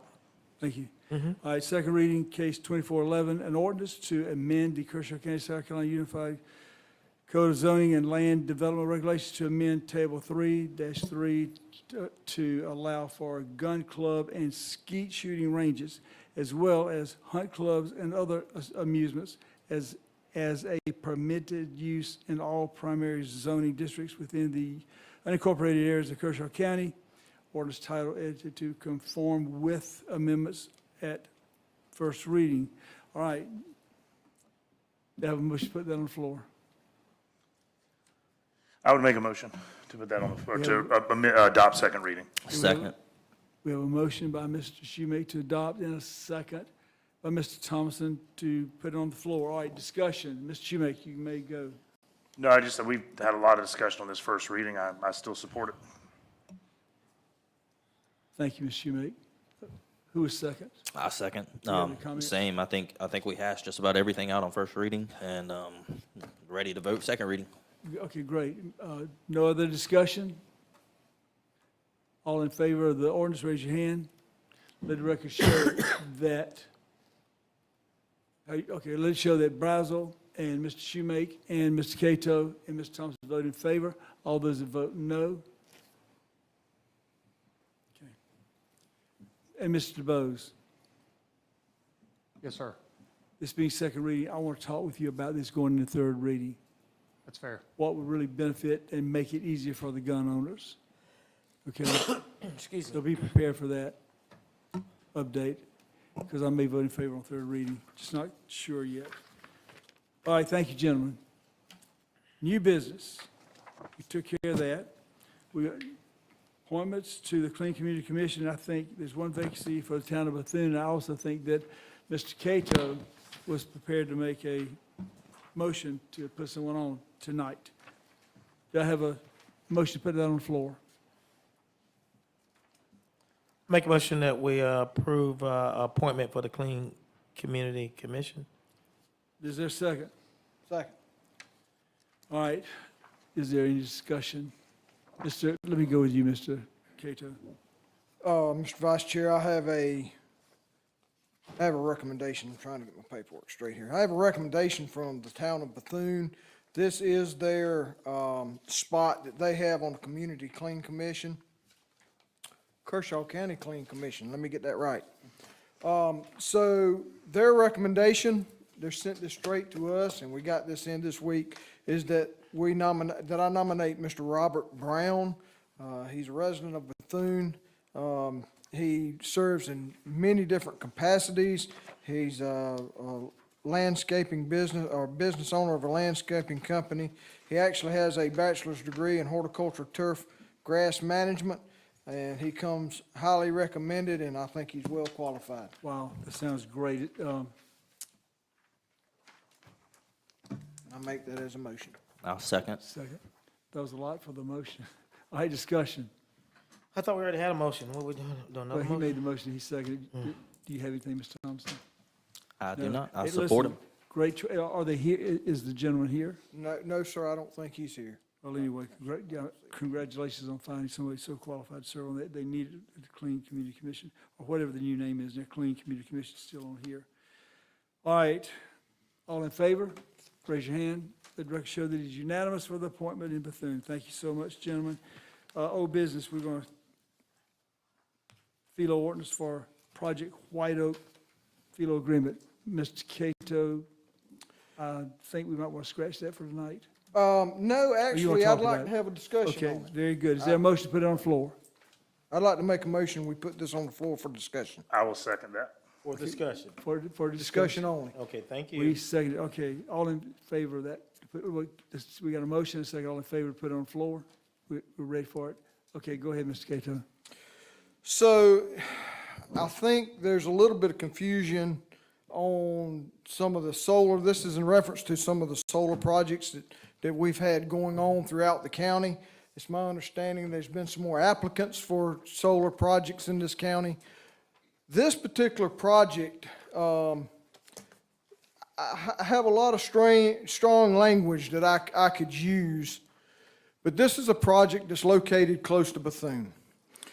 And it's already been approved for a FELO agreement from way back last year. But I'm very concerned, very upset. I feel deceived, I feel fooled, I feel tricked, and I'm fed up. And I'm just going to be quite frank, I am fed up with the solar projects that's coming to this county, and I'm fed up with these companies. So I was led to believe, and I can't speak from other colleagues, but speaking with a few, they do feel the same way. So it was my understanding when we approved this agreement that every community neighbor of this project was notified by letter. And I don't call people liars, but that's a lie. Amen. Because I've went to the community and I've asked the people, and the only letter that half of them got was a letter saying they want to either lease or buy their property so they can put more panels on it. Never did they get a letter saying that they intended to put this project there. So when they came to us, we were under the understanding that the community had no objections, and nobody showed up at the public hearing. Well, I guess not. They didn't know about it. So I hate to be so direct, but I'm really upset about this. And I'll be honest with you, I hope the project fails. I hope it goes away. I really do, because the people up there don't deserve it. They don't deserve to go through this. And Well said, so I wanted to voice my concern, and I wanted to voice my backing for the people up there. I've requested the address or contact information for the people of this particular company. And if any of the community leaders would like that, as soon as I get it, I'll be glad to give it to you. Yeah, y'all are rude down there laughing, talking while he's talking, okay? I'm just gonna say that, because I don't like that. Anyway. I was talking so loud they couldn't. I know, exactly right. But I just want everybody to pay attention when we're talking. I mean, really, guys, this is stuff that we need to really pay attention, because I agree with everything you just said, Mr. Cato, and I called you that Sunday night when they were calling me as well. And I thank you for your strong stance in this, because I feel the same way you felt. I felt I was duped. Is there any other discussion? Does anybody want to say anything about this awful project? It is. Mr. Thompson, you don't have nothing. All right.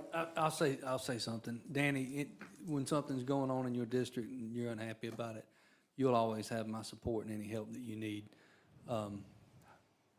When it comes to a vote, we often take others in consideration as council members, and it's your district, it's community you represent, and just know that in the future, if you have something coming down the pipe that worries you, call me. I'll be happy to meet with folks with you. Whatever I can do to help, I want to support you in your district. Thank you. All right, as I will Go say, ahead, Ms. and Thompson. just Go ahead. real quick, just to kind of reiterate, I know that you said it, but out of those 3 FILOs that Kershaw County has approved, that's just like 10% of the entire process of the solar. None of them companies have gotten a PPA or anything, so they still have over 80% of the process to do before each one of them go through the works. Odds are one of those 3 will go through fruition and become a solar project. Could be none. It would not be all 3. That's just not how those companies work. The FILO is the very first step of the process. And Danny, exactly echoing Councilman Brazel, I support you in your district, and you have been a voice for the community and listen to the constituents. So thank you for doing that. Anybody else? Let me say something, okay? I can't stand districts. You know, I've been here 18 years, and I've always said I work for everybody in the county, and y'all do too. I know you do, guys. But I don't give a rat's nest if it's in my district, your district, whatever. It's all Kershaw County. And I know you feel the same way. It's just that bothers me, because the last council administration minimized everybody by saying we were district council members. No, we're not. We're Kershaw County council members. We may get elected in district, but we work for everybody in this county. All right. Any more discussion on this mess? Okay, I don't like it at all. All right. Council member briefings. I'll start with you, Mr. Thompson. I don't have any briefings today. Thank you, Mr. Cato. Just one reminder, the Mount Pittsburgh Community Resource Center, they have a family fun day on June the 8th. That's a Saturday. They're gonna have a lot of food trucks, a lot of activities for the kids, all kinds of vendors. I think they may even have a car show, a lot of different things going on up there. I want to thank also the Alpha Center. The Alpha Center has been reaching out to this center up in the northern part of the county, and I know also in Bethune also. So I want to thank them for reaching out. We really seem like we're spreading a lot of good stuff from Kershaw County up into the northern part of the county now, and I'm excited about that. That's something I'm excited about. So Say it one more time. I'm excited about it. Okay. Can I get amen? Sam? Amen. There you Amen. go. So I'm really excited about that, and if you have a little bit of time that Saturday, I ask you to come out, support the I'll try to resource be center. there. Thank you, Mr. Cato. Mr. Shoemake. Yes, sir. Three fairly brief things. Miss Cannonsar was up here talking about speaking. I think you may have been addressing me about the looking, and just in terms, so everybody else knows, you'll see me looking down often, and will continue to do so. I'm a copious note taker. I can tell you everything you spoke about. I can tell how many speakers we had. Have you seen just by this meeting how many things we get thrown at us? If I don't take notes, and maybe other people's memories are better, then when you call me next week and ask me a question about it, I'm not going to remember. So I'm a copious note taker. So if you ever see me looking down, I also use my phone. Like here's the ZLDR I keep up because you can control F and find things. So I do agree everyone should be paid attention to, but you will often see me looking down because I've learned as an attorney that I try to double check, measure twice, cut once sort of thing. So I always want to make sure I'm real clear on an ordinance or a statute when I talk about it. But I do appreciate and I agree with your comments that we should be respectful to folks. The other things that I wanted to mention is to the members up here, we've obviously had some, shifts in the last couple of months, and we're going into this crazy, budget season, which is always difficult for any number of reasons with everything we have going on. And I just want to say to each of the fellow members up here, Chairman Jones, I mean, you've been, as always, lead these meetings tight without any fat. Obviously you're a principled man. I mean, for example, anytime anything comes up here involving anything you have an interest in, you always recuse yourself. And that's something that, you've been above board on that ever since the 2 years I've been here. Thank you. Mr. Tomlinson obviously is great with these energy issues. He's educated me a lot on the solar stuff and obviously brings a passion to his district. Mr. Cato, of course, is, his honor knows no bounds, and he fights hard in a way for the North Kershaw area that I haven't seen anyone in a long time on council. And in fact, I think it's pretty safe to say that the stuff that's been approved has a different it's in a different bubble. Again, it's only short-lived, but I can tell you that I think based on Danny's very strong advocacy of, I don't think anybody up here would support a solar farm in District 6 if Danny did not. Again, Councilman Tucker is our institutionalist, and he was always a good person to lean on for the rules and for the historical sort of record of council, and a great finance chairman. And Councilman Brazel is one of my favorite people on council to debate with. I feel like, and I think you would agree with me, you learn nothing by talking to people that think just like you, and we've gotten some really great things done through those discussions. So every single one of you gentlemen up here, massively appreciative. I've learned so much. Look forward to several more years doing this with you, and I know that everyone here has Kershaw County's best interest at heart. And lastly, congratulations to the high school graduates, as was said earlier, particularly Lugoff Elgin High School. They got rained out and then had to go back Saturday because they have their auditorium is being repaired. So appreciate all the citizens of Lugoff and Elgin sort of being understanding and doing the double. They had the rain out and then fortunately didn't get a second rain out. So congratulations to all those graduates, and hopefully we can do some good work up here and give them places and jobs to come back to. So that's all I have. Thank you. Mr. Tucker, thank you, Ms. Shuey. Mr. Tucker. Thank you, Mr. Vice Chair. I want to say, too, to all the graduates of Kershaw County Schools, Cannon Military Academy, North Central, Camden High, and Lugoff Elgin, congratulations. And as the young lady, the Reverend Dr. Renee, can't remember her last name, Brown, I think it was, stated that that's one big milestone of achievement that you don't get an opportunity to redo. So I can remember mine some couple of weeks ago when I walked across, no, Lord forgive me for that lie. But I remember mine when I walked across the stage, and it's a very exciting time. I want to say to Mr. Templar and staff, thank you. Thank you for being courageous, as Councilman Brazel had stated, for fighting for your people. And I say that in a very supportive, loving way. Because I'm going to tell you right now, if you don't fight, who's going to fight? We stand behind you, but if you don't fight, how can we fight? So appreciate that. I thank your staff. I know the Finance Committee has put y'all through some ringers, and Tyler, we're going to tighten you up. No vacation next year until budget season's over. You're a bright young man, and you know your stuff. Councilman Browse and I was sitting here talking as he was throwing numbers and talking to you. You were rattling off just like you had it all programmed in you, and that's good to see. I want to ask that on the third reading that we have all the numbers worked out for the sheriff so we can assign his millage and make sure we get those numbers straight. And we'll be in discussion, Sheriff, with the Finance Committee. Finance Committee will have a couple more meetings before third reading. So we will make that a public announcement, date, time, and place. That has to happen, Mr. Tucker, thank you. Yes, sir. So, and all of y'all, as always, are welcome. I want to thank, too, Mr. Cato, for digging in and finding out what was the budget all about, things you liked and didn't like. That means a lot. And voicing your opinion to the Finance Committee. I want to thank Councilman Russell Brazel because he was willing to compromise, and he came up with some good ideas, and he shared them with us. But he was not being, what's the word I'm going to use, very forceful tonight on what he felt in his gut, the way things were headed. And I appreciate that, because you don't have to fight every battle or win every battle, but you do have to be able to compromise and get along. So thank you, Councilman Brazel. Can we make sure, Ms. Hannah, that the millage is on next meeting's agenda so we can take second reading of the millage? And I want to say to this Finance Committee, these two young gentlemen to my left, and I can call them young, because I'm like Mr. Jones, not quite there yet, but I'm coming. No, I'm in my prime. I know you are, and I'm prime plus, right?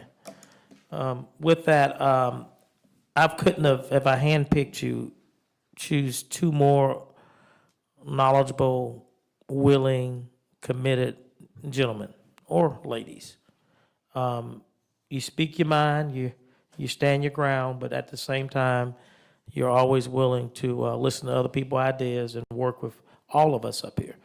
And having that makes things a lot easier when you're trying to put things together for the citizens. So thanks. This will be over the end of June, and I'll look forward to the little break before we get started again for the next budget, because you know you don't get a lot of breaks in between. And that concludes my report. Thank you, Mr. Vice Tucker. Chair. Thank you, Mr. Tucker. Thank you. Mr. Brazel. Yeah, so I'm just going to say it once. I love all you Here it guys, comes. too. Yeah, that's the setup right there. Go ahead. I'm not going to go one by one. But with an abundance of respect for each and every one of you, I shared some ideas. I didn't feel like they were going anywhere, so I left them where they were, and that's in my folder. Sheriff, I want you to know, publicly state that I support your sheriff's department. But I promised the people when I ran that I would not raise taxes, and I'm going to stay true to my word to the people that voted for me. Had it been a shift in monies to the sheriff's department, I had ideas. I can show them to you in private if you'd like to see them. I went into my office last Saturday morning and spent about 3 hours writing an amendment that I did not share tonight that would have given you $750,000 out of our budget with no increase. You sure did. But I wasn't going to wave that in front of my fellow councilman's face tonight, because I felt like I knew where the vote was going, and I'm okay with that too. And at the end of the day, we're here to do what's best for Kershaw County.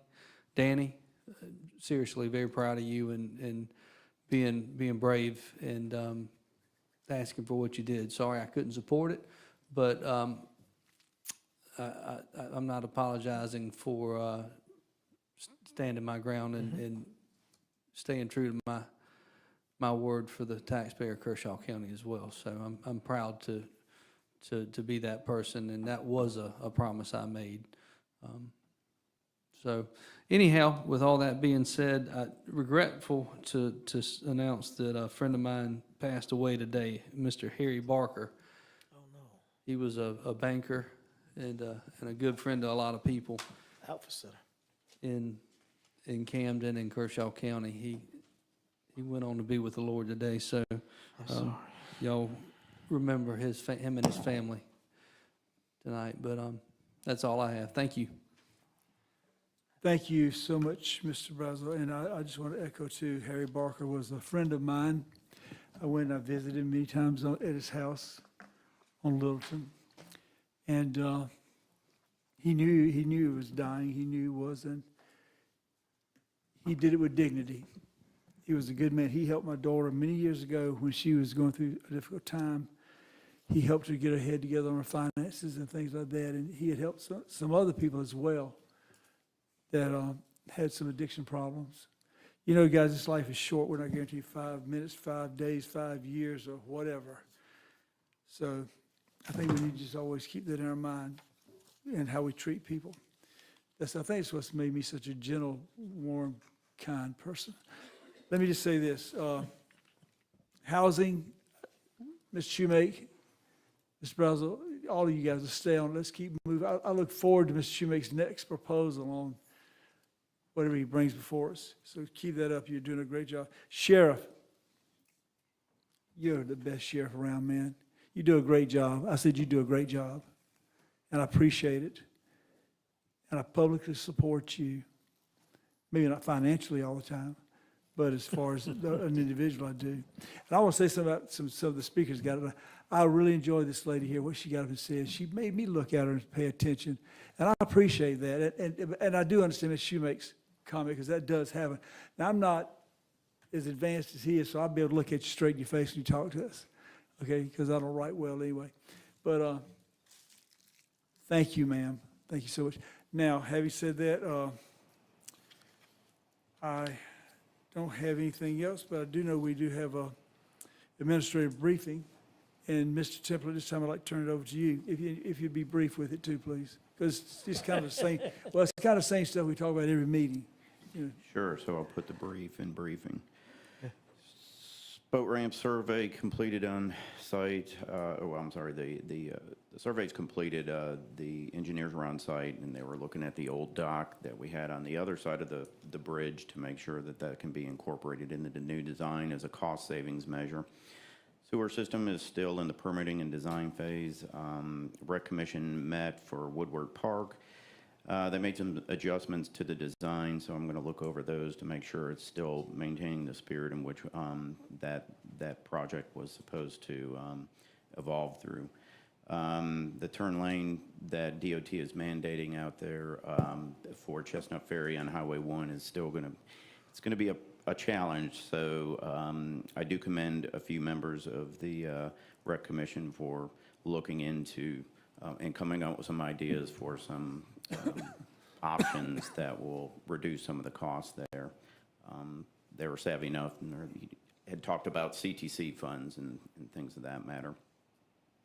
I'd also like to just say, I'm very proud of staff and finance and administration and throughout the organization for their work on this budget. We take a lot of feedback from department heads. This process has started a long time ago, and it culminates in third reading, so a lot goes into it. And when I said this budget is a living, breathing document until it is finalized in third reading, that's very true.